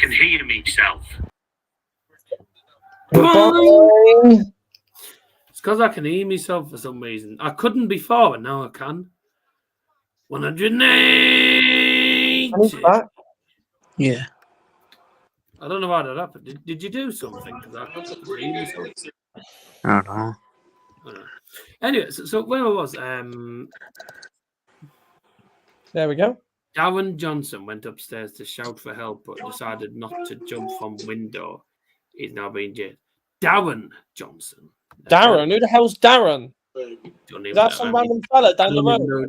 I don't even know what it is. Drunken man rescued by firefighters after torching his home before locking all the doors. I don't know why he would have done that, but anyways, Double 8. Oh, would have been the 130 checkout and a very interesting one. Where was I? Yeah, so Martin Grove formed a Beechwood to make Beech Grove. Stayed there for year 5 and year 6. Was a really nice little school, actually. Very nice. And then I went to Macmillan Academy for year 7 onwards. Game shot and match. Mike De Decker. And a match. Mike De Decker.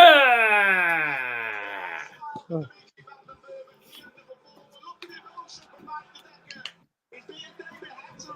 Ladies and gentlemen, Mike De Decker is through to his first ever televised final. Yeah, really superb performance. It was not Do you remember primary school? Oh yeah, well, I remember the route. I remember like I went from. Beating his fellow countrymen, who's put the best of them all. What year was your sister when you started and left primary school? When I started Newbridge, my sister was still in Newbridge. It's funny, me and my sister went similar ways. I went the exact same way as my sister. My sister was at Newbridge when I was born. I joined Newbridge at an early age. Went to I was in the nursery classes there, and then went up to year 1, year 2 onwards. I think when I was in year 2. Yeah, when I went into year 2, I think that's when she went into year 7 at Macmillan. Then, obviously, I left Newbridge at the end of year 3 due to lack of class support. Because obviously I had an EHCP and they didn't really go by it. Muter, they didn't go by it. So yeah, I went to Martin Grove. and ended up at Beach Grove when we combined. And then when I finished there in 2013, went to Macmillan 2013 to 2018. And then, I was fortunate. I was fortunate to even get into year 11, to be truthfully honest with you. I was lucky to get into year 11. I nearly didn't make it to year 11 because I had appendicitis when I was in year 10. And apparently I was... apparently if they... I was fucking lucky because apparently when I had the appendicitis, my appendix had already burst. And they said that had we got you into theatre about 1 or 2 hours later, you wouldn't have survived. Wow. They did it literally just on time. Any later, I'd have gone, so I wouldn't have made it into year 11. No, because you're not allowed to have your phones out as teachers aren't allowed to have their phones out during classes. Yeah, I was lucky to survive that. And then, and then obviously when I left Macmillan in year 11, went into Middlesbrough College, did all this, and now we're here in 2024, sat here like Wallies, whilst going into a spine surgery in about 2 or 3 days. So it was guaranteed to be an entertaining game between the two Waffles, and we were going to have fish and chips versus Waffles final regardless. In this case, though, it's Mike De Decker, who has been phenomenal. He's been phenomenal this tournament. And well done to him, because he fully deserves to go to the final. He's been magnificent. He's been magnificent. Handprinting box going on the stone. No, we didn't. No, we didn't do them on a.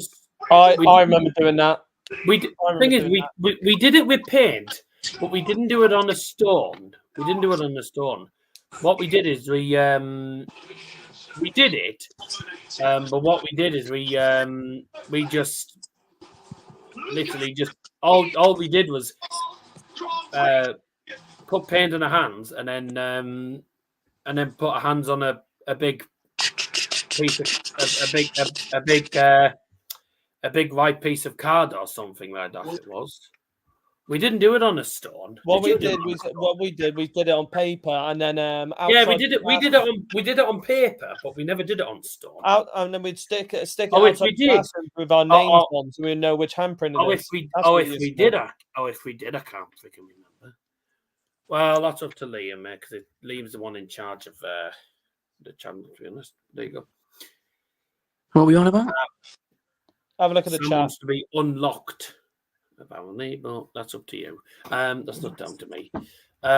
Views at the moment 11:25, and that's only game 1. So thank you very much. If you want all this stuff to carry on, Liam, let me know. Anyway, bye. Anyway, yeah, the rest is history. So there you go.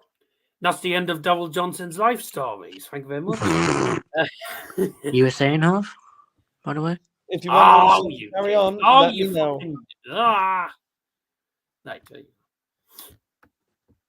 Right, there we go. Say that again, Half, sorry. We're trying to move each other. Bloody, if you want all this stuff to carry on, let me know.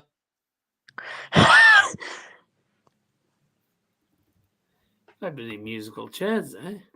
Yeah. Right, time for rounded faces. I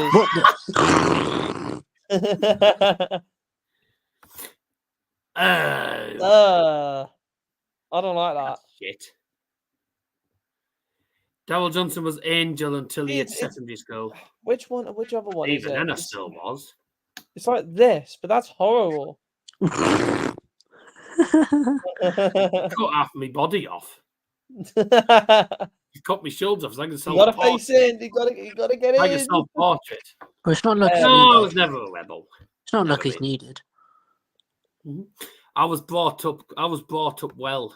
I'm not saying anyone else hasn't, but I was brought up the thing is, always through school, I was always brought up to be a person with a never lot liked of being naughty at all. That's the thing with me. Hang on, what did I put? I'm not saying I'm like a Mr. Goody two shoes and all that, but I just never liked being naughty at all.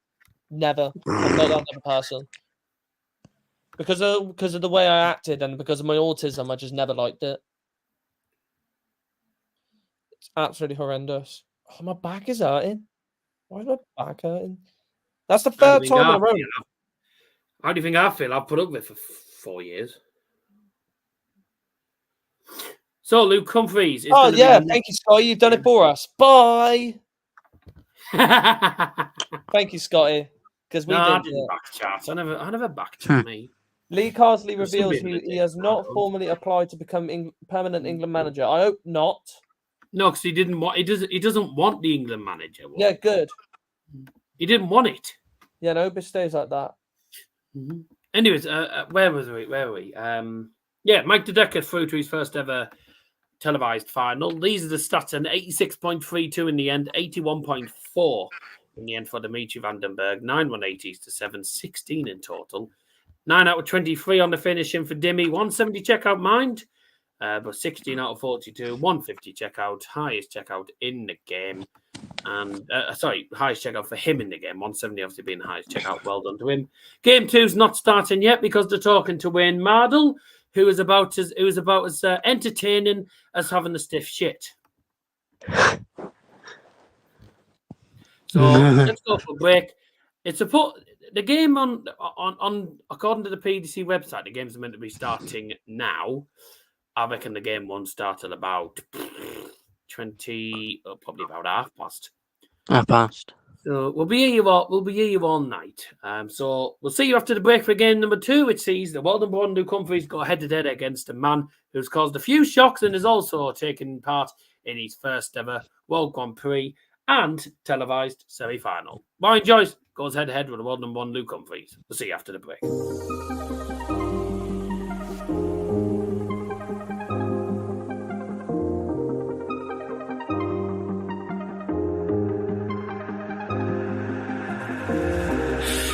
To walk these roads with you. Can't remember the last time I went without you. Where do I go?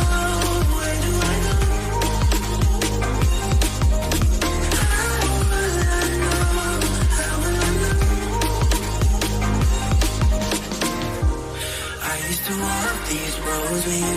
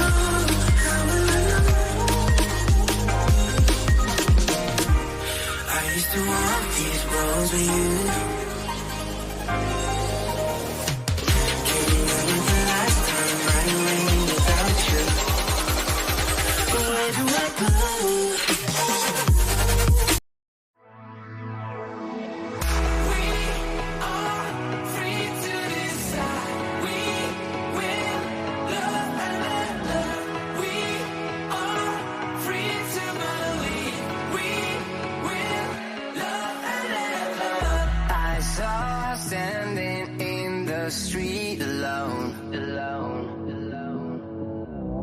Her head was down, face locked onto the phone. And I wished I had a number so I could be color unknown. And then I tell her to look into my eyes and never let it go.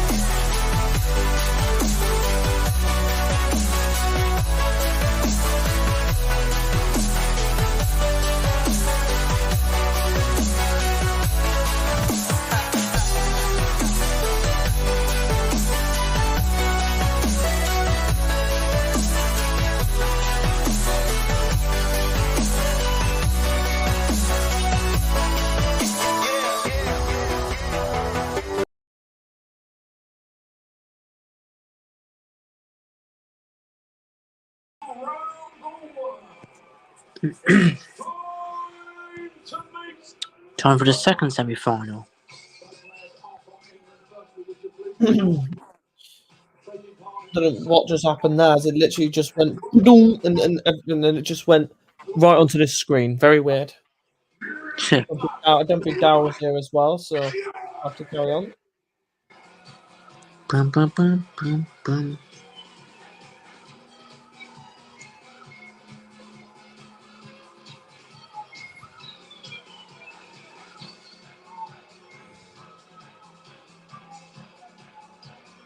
Yeah, I don't know where Daryl's gone, but yeah. Yeah, I don't know where he's gone.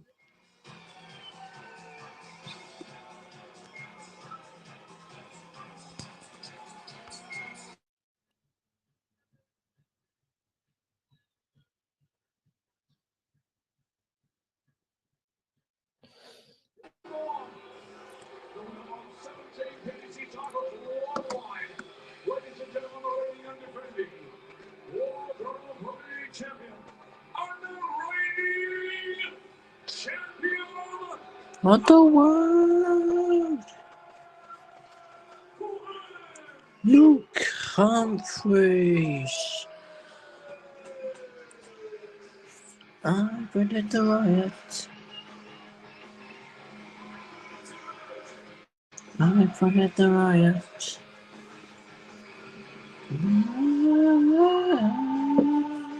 La la la la la. La la la la la la. I predict the riot. I predict the riot.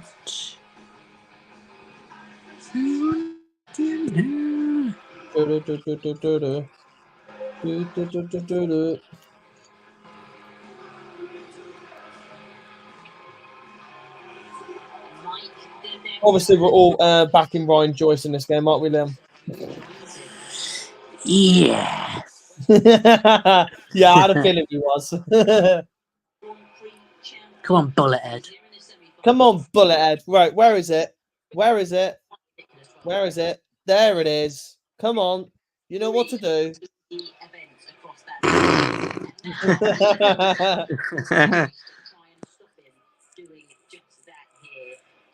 Beating Bunting, Petrechko, and Clayton to make it here.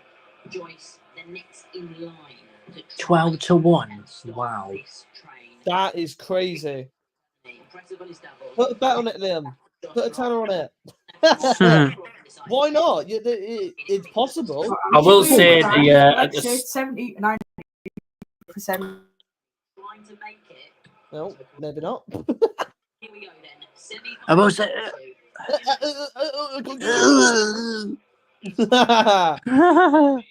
Make sure you get a word in next time, mate. World number one, best player in the world, they say. He's got a lot of stuff to back that up. But it's down to Ryan Joyce, a man who was 150-1 for the title at the start of the week. But so was Mike Dedeker. Yeah. 16. 150-1, sorry? Got to get away. Handily. Wait, what? Yeah. Say that again? 150-1, Mike Dedeker was. Bloody hell. So Imagine if somebody predicted him to win the tournament at the start. Imagine. That's ridiculous.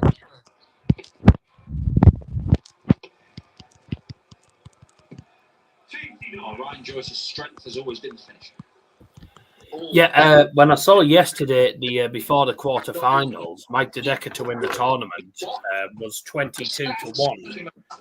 He was the big underdog in the quarterfinals. So for him to get to the finals, quite astonishing, isn't it? Really. Let's have a look. Can I actually find what the odds were at the start of the tournament?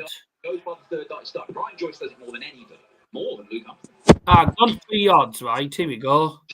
It changes things. Ryan Joyce was 175-1 to win the tournament. Playing a lot of them, to be fair. That's yeah. At the start, 180. At the start of the tournament, no one would have expected these to get too far. Obviously, Luke Humphries was 9-2. He was the second favourite to win behind Luke Littler. Game shot in the first leg. Chester. Where's the picture? Losing the first. Well in Chester. There he is. There we go. No, sorry. At the start of the tournament, Luke Humphries was 9-2 to win the tournament, so he was second favourite. Dimitri van den Bergh was 55-1. Got to get away and start. Mike Dedeker was 150-1. Do you want to guess what Ryan Joyce was? He's taking out the Northern Irish number He's one. probably like 100-1. No, he was 175-1. And the and 1. It's done.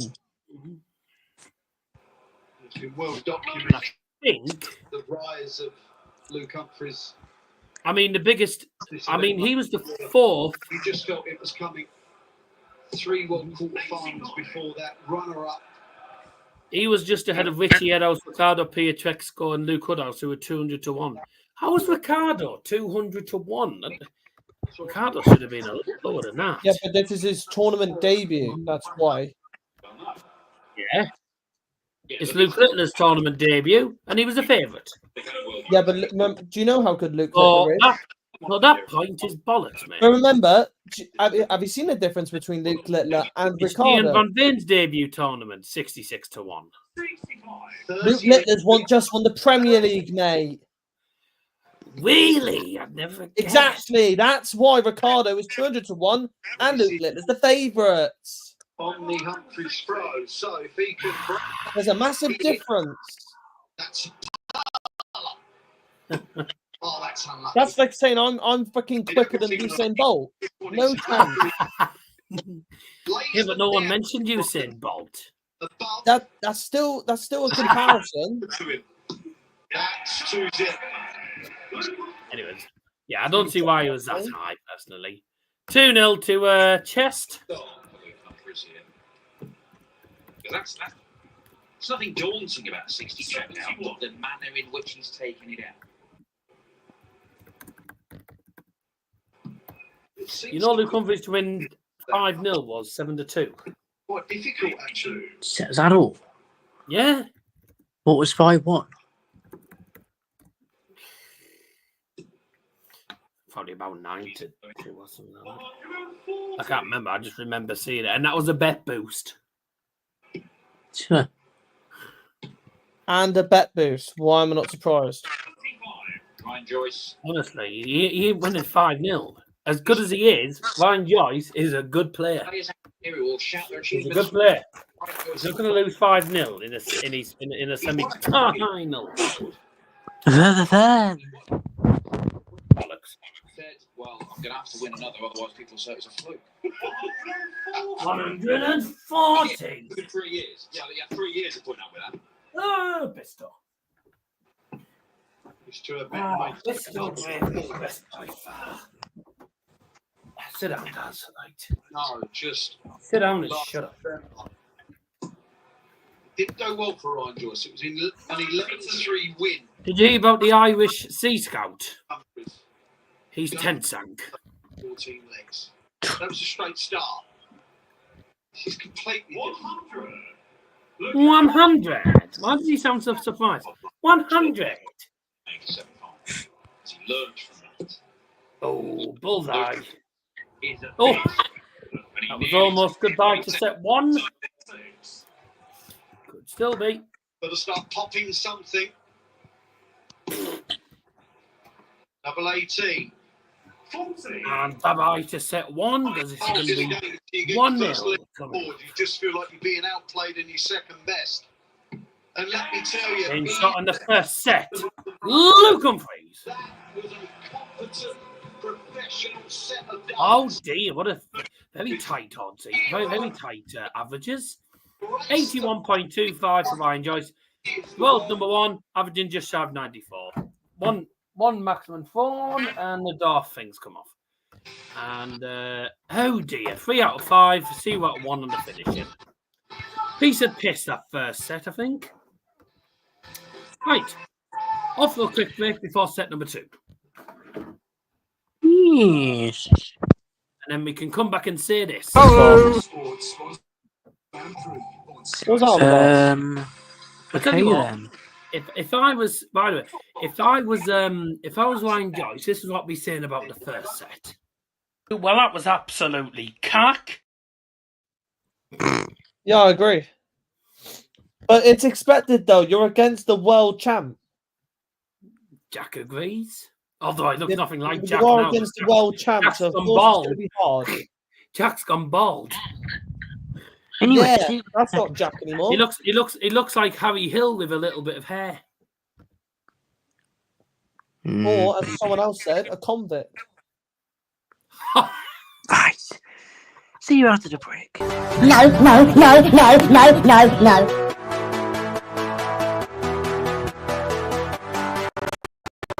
Right, 25.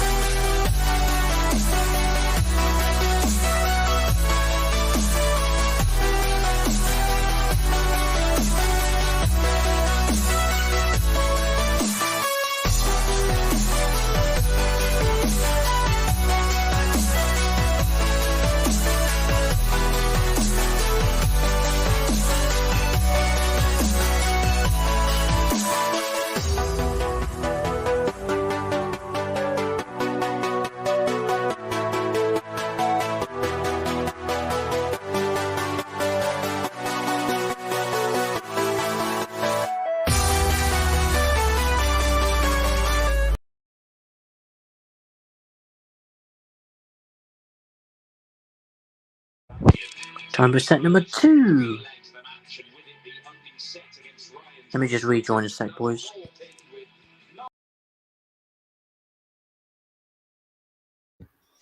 It says Now then. Oh, bye. infection, but You would know, as we've already There seen, we are. his previous major semi-final experience when he was beaten by Humphries. If he doesn't get a foothold in this game, Cool Hand could obliterate him. Game on. It's a difficult situation that Ryan is in now. Because he knew it was going to be a bit of a chore, a bit of a task before a dart was thrown down. Hello, muted, Dal. Gone exactly how he probably Yeah, thought, because he's and that's looks like he's talking. playing well. And him having to take the opportunities that he's just got to create more. 108 for Joyce. Good start for Joyce, as Luke Humphries couldn't even get a double there. But it's set play. And that offers some reassurance. Yeah, I've got a nice little hole in my foot because one of the darts. 180. Which is great for Ryan. Did I tell you, Harvey? Yeah. On the board. Yeah, one of the darts went in my foot earlier. Keep the pressure. Oh dear. What you can do. Yeah, not very. Oh dear. Oh, how much we love happy accidents, ladies and gentlemen. Yeah, it bounced out the board and then bounced off my foot. I just said I hope the dart's okay. Yeah, well, you would. You would. More about the dog.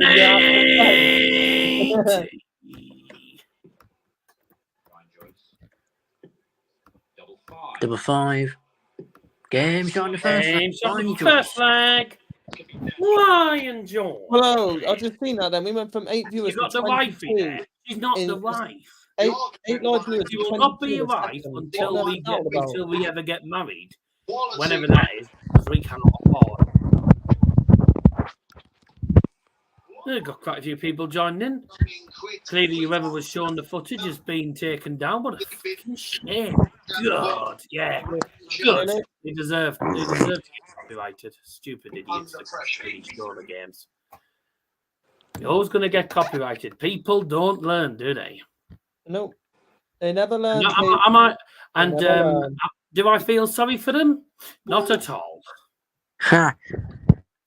The guy that got copyrighted was the guy I looked at the stream on whilst we were on the break. What a shame. Is he going to give you enough chances against? Get a life, quick. Get a life, Bellend. Basically, what it produced a railroad price. I hope you stub your toe and you have to have surgery, mate. Piss off. Don't say shit at us because we'll say shit at you. Exactly. Mr. X, I bet that's your name because you've been rejected too many times. You're talking about school and stuff. 2-0 Joyce in this set. I told you, I did say Luke Humphries was not going to win this game 5-0. Never going to happen. 112. Now, apparently, it was someone who apparently torched his own house. Was going to get arrested for arson, etc. And he was refusing to open the firefighter, and apparently he's Indian or something. Your chances are less than. Can any of you even play darts? Yes. Liam plays in the league. Liam plays in the league, and I play against him quite a lot of times. I play it as a hobby. So yes, we do play darts. But Liam's the best one out of all of us because he actually plays in the proper pub league. And he averages about 100 against me. Yeah. What have I averaged about 70? Liam O'Donnell, speaking of it, two of us can actually play darts. So there you go. Plus, you don't need to play darts to know how darts works. Yeah. If people say this to me as well. I've had people say this before to me.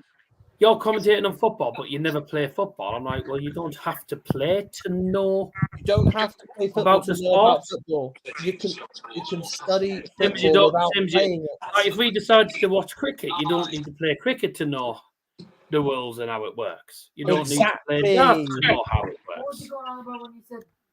Correct, Amondo. because one of the teachers, one of the PE teachers at Macmillan, during one of the classes, said I should keep off the wacky backy when I was coughing my guts out because of my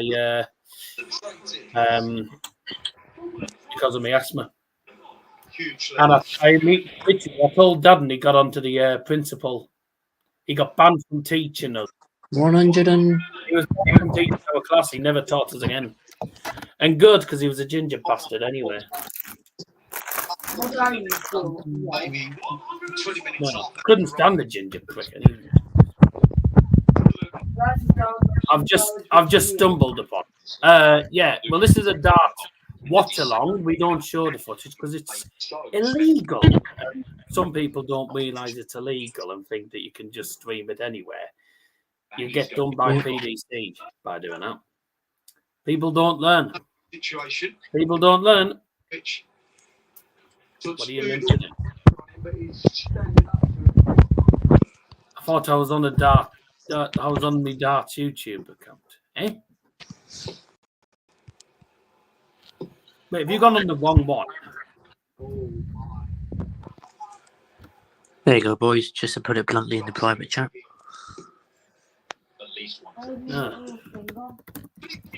And I'm putting this in the chat in bluntly, Liam.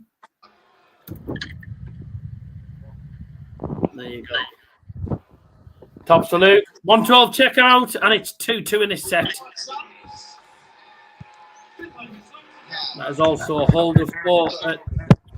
No, sorry, to break before, I beg your pardon. Why do you think that, Dar? Let's be fair. Mate, look, mate, well, put it this way: you had one. Just keep it in the private chat. You've had one person who tried it on. Yeah, true. Let's keep it in the private chat, please, lads. I thought it was a hold of 4, but I remember it was actually a break of 4. So break of 4, then Luke Humphries with the 4 in this final leg. Any of you's got a score here? It's like we are going to witness something special here.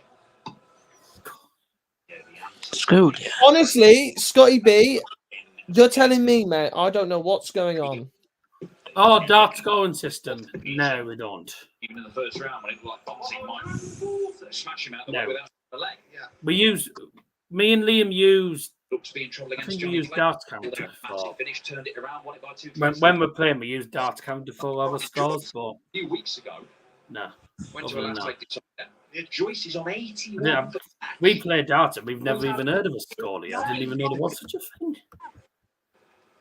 Luke Humphries averaging 98. One here to wrap up the second. Couldn't see one again. Lead. No, we don't play this late at night because obviously I've got neighbours next door who are normally in bed around this time. My parents are normally in bed around this time. I'm not in bed by this time. And it's nearly 11 o'clock at night, so I don't really play darts at this time of night. Anyway, 160 needed for Joyce, and it's on. Oh, damn it, that probably needed to go. Luke Humphries for the second set. 2-0. Joyce is on the wrong side of the fingers. Cool, and Luke Humphries has taken the opening 2 sets of this. You cannot waste opportunities and give Luke Humphries opportunities like that. What's a neck beard? Basically, your beard is just on your neck a bit like mine. Basically, Santa Claus. For some reason, my beard doesn't grow. My beard has never grown normally. Like, you know, you have people's beards that go down here and then go down basically here. Like Simon Whitlock. Mine don't. I have a tash here, whatever this stubble crap is. So basically, a little bit like a goatee. And then all this hair underneath. Like, some people have different beards. So like a goatee then, Darryl. People call it a neck beard, or some people call it bum fluff as they did at school. Yeah, my mum's like that. But yeah, no. That's just. By the way, Toby. Because mine obviously, you know, most people would go up to all around here as well. Mine doesn't. Mine doesn't. I get my sideburns shaved off anyway.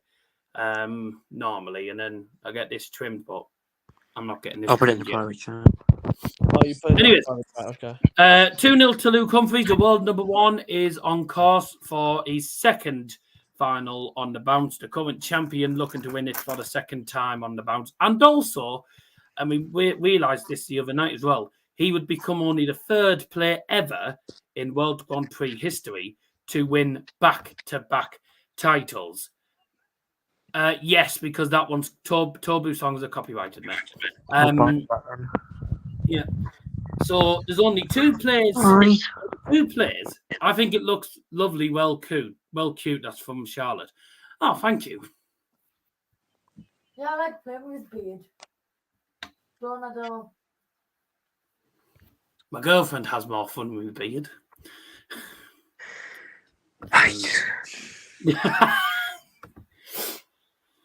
She's just giving me the look. She's just going.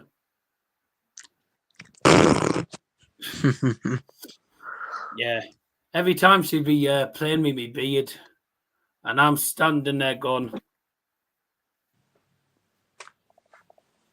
You stand there going. As if to say, get off. Yeah. I do that usual look. Get off, you know. Let's have a quick look at the stats. 97.49 for Luke Humphries in this game. 95.18 for Ryan Joyce. And he is 2-0 down, obviously. He's against the ball number one. Oh, for fuck's sake. What now? What? Did you see that? No. Oh, she'll do it again in a moment. She was actually about to walk out. She just went. Right. Goodbye there. Ryan Joyce is against the world number one, and he's averaging 95. He's averaging 2 points shorter than Luke Humphries, and is 2-0 down. Luke Joyce probably doesn't deserve to be 2-0 down. But when you're against Luke Humphries, you can't be giving him opportunities. 6 out of 10, 2 out of 3. Decent finishing from both players, but you cannot give Luke Humphries any opportunities to strike because he will beat you. So 2-0 in, going into the third set, and it is going to be Ryan Joyce to get us underway in set number 3 then. And let's see how he gets on here. He's playing all right. Oh no, here we go again. He's playing all right as well, to be honest. Here we go again. Huh? YouTube chat.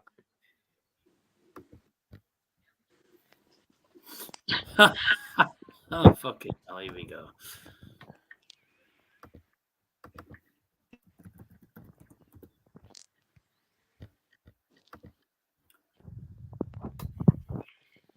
You can admire me all you want. I'm already taken. Anyway, what was I going to say?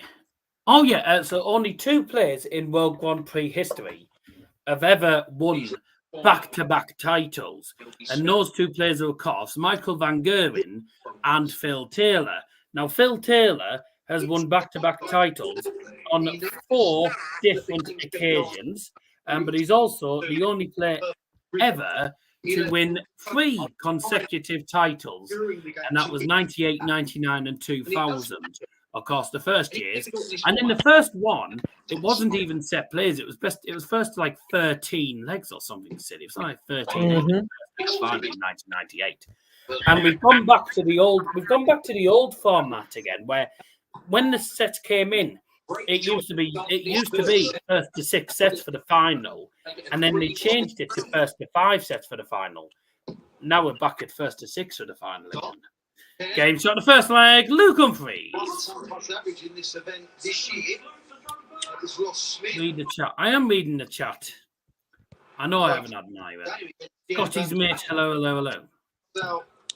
I bet that's Sam McNeil on a different account. Liam in a bit would be like, I'm going to say this now. If Ryan Joyce wants to get anywhere in this game, he has to win this set. If he goes 3-0 down, I think it's going to be game over sooner or later. Which although it's probably better for us because it means we're not streaming the vlog. But it makes it better, obviously, the game, if Ryan Joyce makes it a game of it. He's done all right so far, but he is coming up against the better player. 100. Reminder, we are back live tomorrow, 8 o'clock tomorrow, for the final of the 2024 Boylesports World Grand Prix. It'll be Mike the Decker against, as it stands, Luke Humphries. 180. I think maybe if Joyce was closer, he might have been tempted to look at the 19s, but he had two such good markers and he's throwing so well. He's gambled, it's paid off. He's got the max. 129 needed for Luke Humphries, which is not going to go. Ryan Joyce stuck on 245 at the moment, so there should be 2 legs on the bounce for Luke Humphries in this set. It should be 2-0 to him. Ryan Joyce, okay, Ton leaves 145. Humphries, though, has, I'll probably say at least 6 starts because I don't see Joyce getting 145. Double 16 then to go. 2-0 up in this set. And no score. I have been a case for moving there. Who's this Charlotte girl? I have no idea. It's obviously someone who's just come across the Look channel. at the chances that Ryan's getting in the. Okay, sneaky dart at Bull. Need to save it. Now it's a 1-4-5. Jesus, 121. That leaves double 12. Double 16 needs to go this time for Luke. Okay, double 8. He's come inside again. Double 4 now for Luke Humphries. And it's 2-0. Finally, I said he should have at least. I said he'll probably have about 6 darts, but it took him 6 darts to get the leg. Joyce is off and running then on his own foot. The good older 4 for Luke Humphries. Oh, what a start for Ryan Joyce in this leg! Goodness me, 146 then. Of course, remember this is the tournament where you have to start each leg on a double. Luke Humphries is off and running as well. I think that was 112. So good stuff on both players in this leg. Ryan Joyce here, 140. So 146 followed by 140 in this third leg of set number 3. Luke Humphries started off with 112 and he's followed it with a ton. So ton plus averages already in this leg for both players. Yeah. Good leg so far. Ryan Joyce is going to leave a finish after 9 darts here. 139. 76 after 9 darts against the world champion. That is some going. Ryan Joyce was 175 to 1 to win the tournament at the start of this tournament. Mike Deck was 150 to 1. And Ryan Joyce has just hit an 11 dart leg against the world champion. Brilliant. Oh, hang on, you didn't leave a space. No, oh, sorry. You know what I'm like with punctuality? Yeah. Punctuation and punctuality at the same time. Yeah. No, that is correct. Yeah, punctuality. Yeah, I'm the same. I'm the same. Punctuation. Punctuality is when you're on time to work and stuff like that. Dickhead. Right. Yes. Punctuation. Short supplies. Didn't leave a space between the bloody One was coming there when he started with 2 sets of brackets. And then clattered 60-60. Short-lived hope. If you've just tuned in, you're watching Double Darts. Yeah. It's just not fair, is it? 180. This is turning into a bit of a lesson. That sounds a bit like Harry Hill, don't I, when he's saying, by the way, if you just tuned in, you're watching ITV. 180. Remember when? I mean, if you ever watch some of double 12 for 144. Oh, game shot in the third set. Luke Humphries. 144 check out to take set number 3. And I think Luke Humphries, I think it's going to be plain sailing now for him. I said that Ryan Joyce, if he wants to stay in the game, ideally could not afford to lose a set. He's going to have to get a set sooner or later, otherwise it's going to be a 5-0 whitewash. In that set, he averaged 100. I was going to talk to you lads, by the way, about Luke Humphries, but I don't know whether I should talk about it tomorrow, since he's going to be in the final.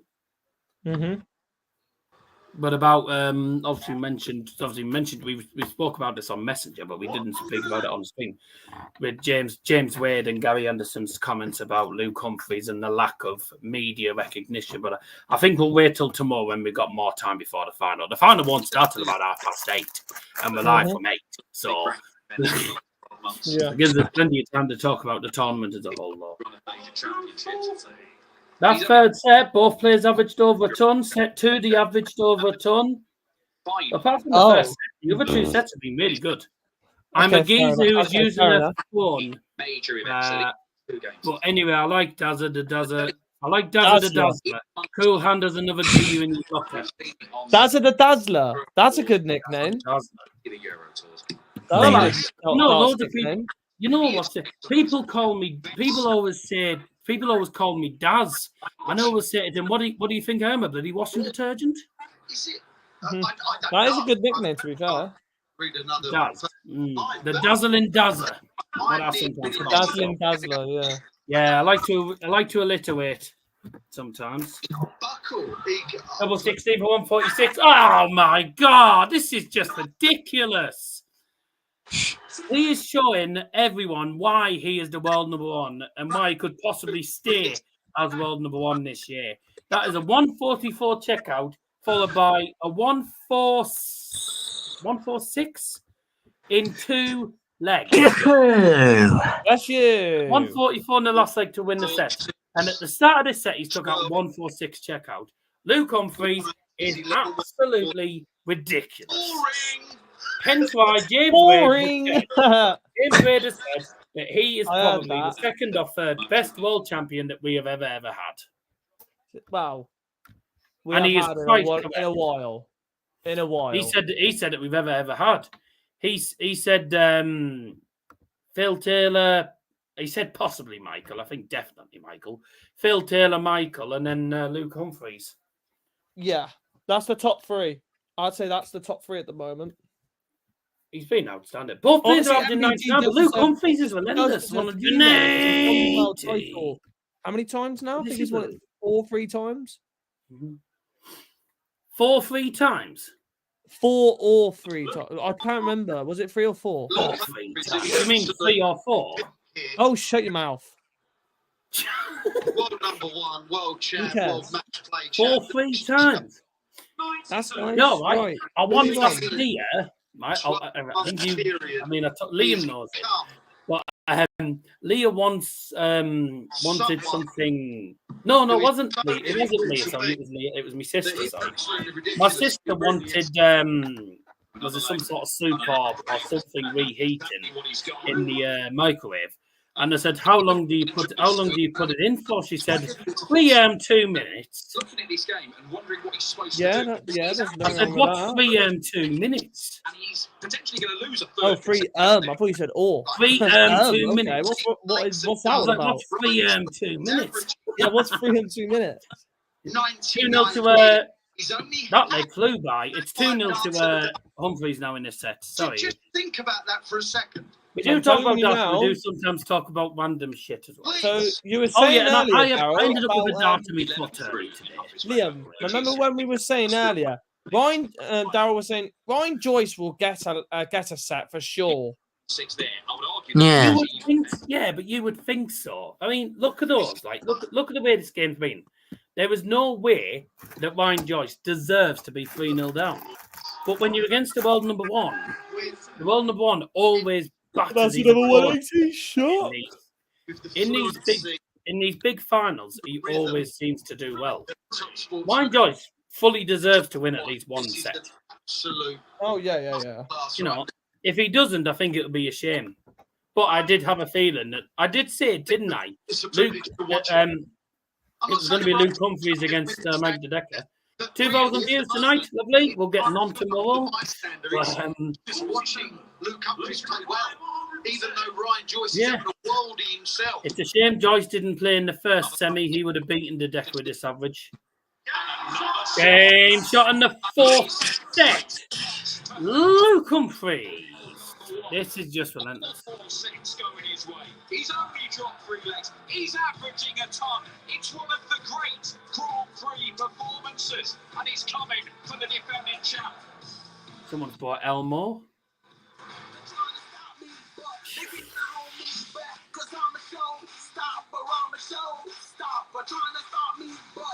Luke Humphries. Luke Humphries, quite simply, is just. Luke Humphries is just absolutely copyright. Luke Humphries is just out of this world. The way he plays his dart sometimes is ridiculous. And in fairness to Ryan Joyce has actually played well. He's played well. He's given him a tough game. But Luke Humphries, once he clicks into gear, he is phenomenal. These are the averages. And it has actually been a really good game. This has not been a 4-0 game in a million years. 8 180s, 100.32 average for Luke. Standard Luke Humphries pretty much at the moment, isn't it? 96.83. Averaging 96 against a world champion is very good. There's no way he should be 4-0 down now. Let's have a look at the finishing stats. See, Luke Humphries has had way more opportunities at double, but that's because his scoring has been phenomenal. Ryan Joyce losing to the world champion, there's no harm in losing to the world champion. He's world champion for a reason. He's magnificent. It would be a shame if Luke Humphries won by 5-0, because in my opinion, I think Ryan Joyce deserves to win at least one set. He doesn't deserve to lose 5-0 in a million years. He's only lost 3 legs in this game to Luke Humphries. But this is what happens when you're against world number one. You're against world number one, you are not expected to win. Luke Humphries was 1-7 tonight. Say no more. So, 4 ton plus checkouts. That's ludicrous, honestly. 4 ton plus checkouts. That's insane. Well, this could be the final set of the night. And it's coming after the break. See you in a moment. In a bit. In a bit. In a bizzle. That's such a northern thing to say, even though you're southern. Yeah. In a bit. Either in a bit or in a bizzle. The year is 1991. No point, lads. I'm going back on. Oh, here we go again. Oh, never mind. I mean, it's 2024 now, but whatever. We're back anyway. So that song lasted. Well, I enjoyed that song. And I fully enjoyed that song, didn't I? What a great. Oh, that was absolutely fantastic, boys. Pretty much. But I was happy to mention it. So, yeah. Well, I enjoyed that break, all of 10 seconds. Yeah, what a great. Probably enjoyed listening to the year is 1991, but it's 2024. I'm glad it's 1991. I wouldn't be alive. Starting and finishing doubles, but he trails by 4 sets. That is because, well, it's just starting doubles as well. The starting doubles has been decent. 15 out of 31, 15 out of 25. Joyce has actually been better when they're starting doubles than Luke Humphries, but Luke Humphries is 4 sets. But his finishing's just been. Some of the ton plus finish, the ton plus finishing's just been phenomenal, honestly. With an average like that, it's got to be right up there. He wins the next 3 legs, he's through. In the 27-year history of this tournament. tournament. And we're going on to FIFA.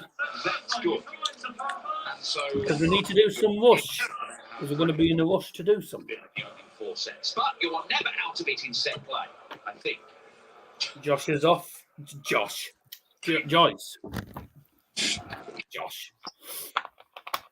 Joyce is off and running.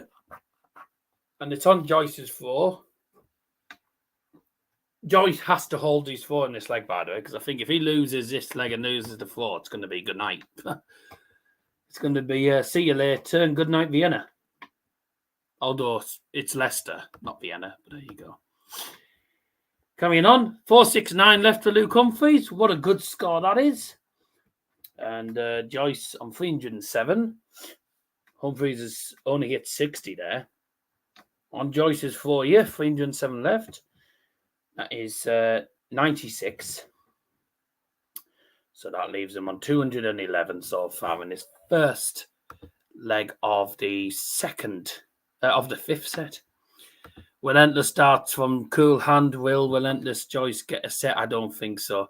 No, and it would be a shame. Of course, it would be a shame, you know. And he's done so well. You know, he's been really good all tournament. I mean, all 4 of them in the semi-finals, they've all been really, really good this tournament, and they all fully deserve a place in the final, really. But unfortunately, 2 people have to go tonight, and that's Dimitri van den Bergh and potentially Ryan Joyce, by the looks of it. But it would be a shame if Ryan Joyce didn't get at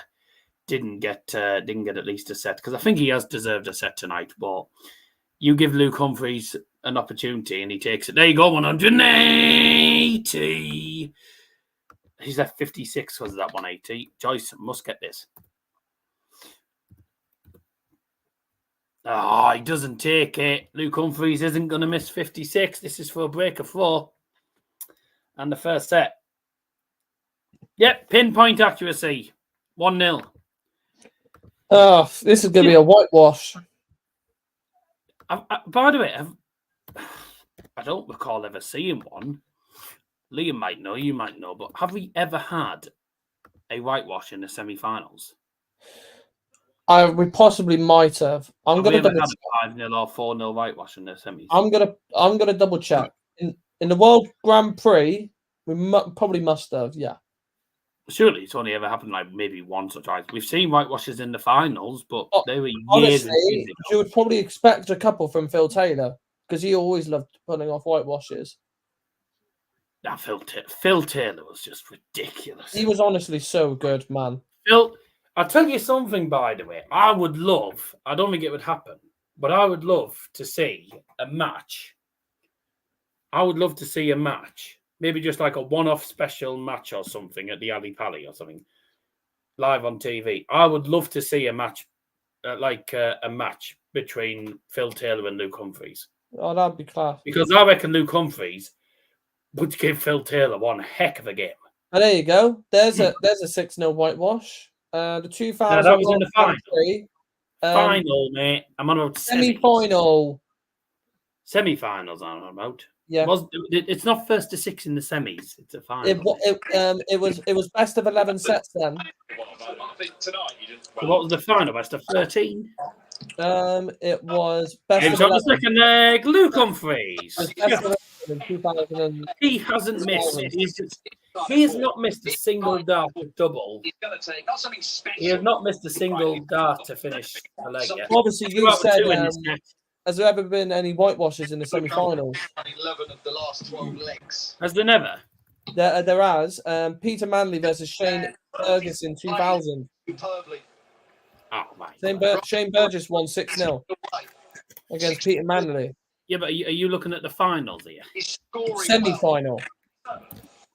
He's just getting. This is the 2000 World Grand Prix semi-final. Juggernaut. 60. There's been talk You'll of find it very quickly. Littler at times being the best player on the planet. Finals history is all about. That was the semi-final. Yeah, so the one of this is the finals, World Grand Prix finals.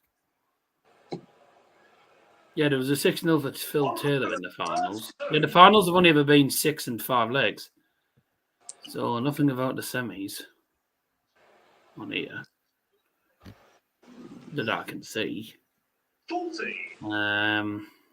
But if Phil Taylor beat Raymond Van Bonneville twice in a row. Yeah, he did 6-2 and 6-3 in 08. 180. 97 left for the game. This would be a magnificent result and a deserved one. Shame for Joyce, though. I think Joyce has deserved to win at least a set, but it's not going to happen, is it? Tops. Game shot. And a match. Luke Humphries, just magnificent. Absolutely astonishing dart from Luke Humphries.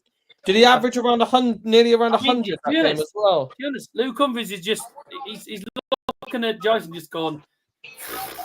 I think just astonishing that. But unfortunately, that is an absolute whitewash. 5-0 whitewash in the semi-finals. Ryan Joyce, though, magnificent one in this tournament. Getting to the semi-finals is no easy feat in this tournament. He was really good. He's been really good all tournament. Today, he just came up against a better player. Let's have a look at those final averages then.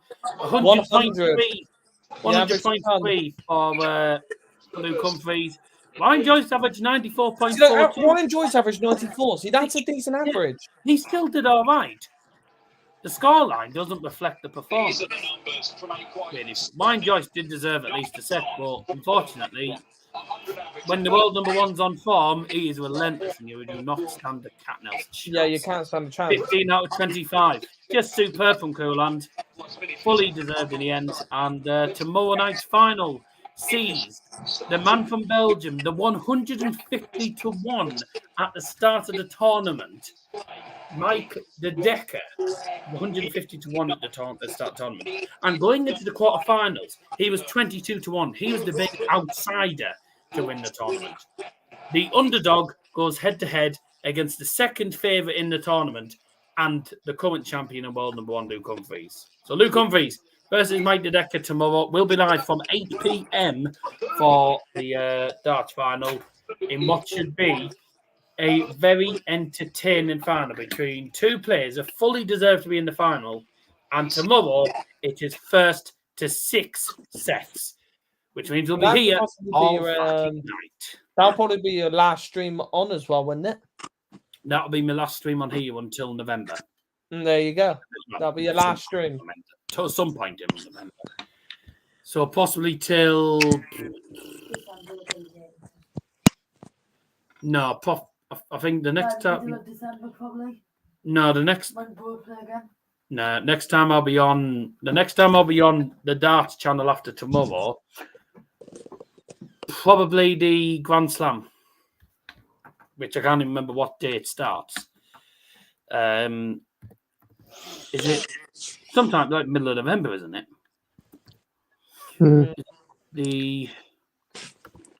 Is it the middle of November? When does it start? It'll be sometime in November, but it's up to me though. 9th to it's up to me though. 9th to the 17th of November is probably the next time you'll see me.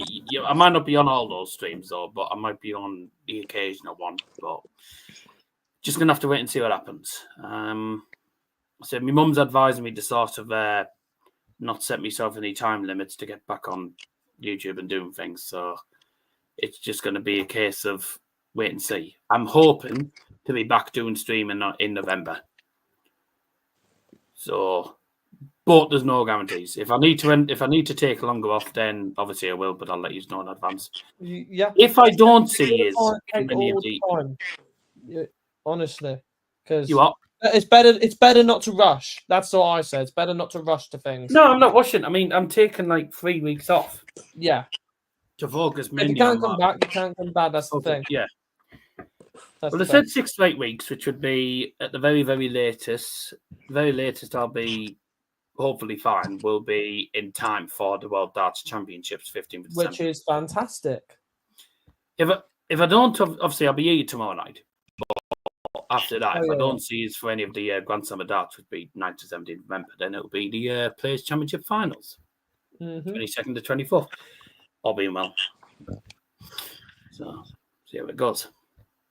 Yeah, 9th of November. By I mean, the way, can I just say, I'm looking at Darryl. I'm looking at the 1998 World Grand Prix, best of 25 sets. What? Not joking. Best of 25 sets. How long did that go on? For 6 hours? I know. It was Rod Harrington versus Phil Taylor. Phil Taylor won 13-8. Best of 26 sets. Best of 25 sets. It's unreal. And if it was on Sky Sport, it would be first set, second set. This would be when the breaks be. Breaks after first, second, fourth, sixth, eighth. We need 10th, the money. We need the money. 11th, 13th, 15th, 17th, 18th, 20th, 22nd, 25th. Right. We would have about probably 15 breaks. We'd be here till it would have to start at 6 and we'd be done by midnight. Yeah. No wonder they changed it to only 6 sets then. Fucking hell. Right. Yeah. That's it. We're back live tomorrow. I'm just going to check what time the actual darts does come on. It does say 8 o'clock, but it might be early on. It's only scheduled to be on from 8 until 10 o'clock. Yeah, bullshit. 8 till 10 o'clock. Okay. Ignore that. Keep talking. Yeah. Keep talking. Oh, right. We are ending the stream. Okay. Yeah. Keep talking. Keep talking. Mate, you don't want me to keep talking. I could go until midnight. Yeah, Grand Slam is 9th to the 17th. Nice. Yeah. Oh, no, we are going to be live on 8 o'clock because it's 10 past 8. According to Flash Scores, 10 past 8 is scheduled. All right. Scheduled for 10 past 8, the final. So we'll be live from 8 o'clock tomorrow. We are still here, by the way, just behind the screen. But thank you very much, everyone, for joining us. Over 2,200 views on the channel tonight, which is amazing. We're at 622 subs as well. Absolutely brilliant. So we've gained literally we've gained almost 30 subs from doing the Grand Prix. Fantastic. Yeah. That is astonishing. That's Final astonishing. stream for the Grand Prix tomorrow sees the world #1 and the current reigning champion, Luke Humphries, looking to win the tournament for the second time on the bounce and become the third player ever in history to win the Grand Prix back-to-back. Only Phil Taylor and Michael Van Gerwen have done it. Can Luke Humphries become the third player to do it? The back. The back. Can Luke Humphries become the third player to do it? We are going to find out as he goes head-to-head with the man from Belgium, making his first ever televised final and his first ever World Grand Prix final. And what a player he's been this tournament. Mike De Decker, who is going to be crowned champion. Join us tomorrow at 8 o'clock to find out. From us here, bye. Bye. Goodbye, everyone.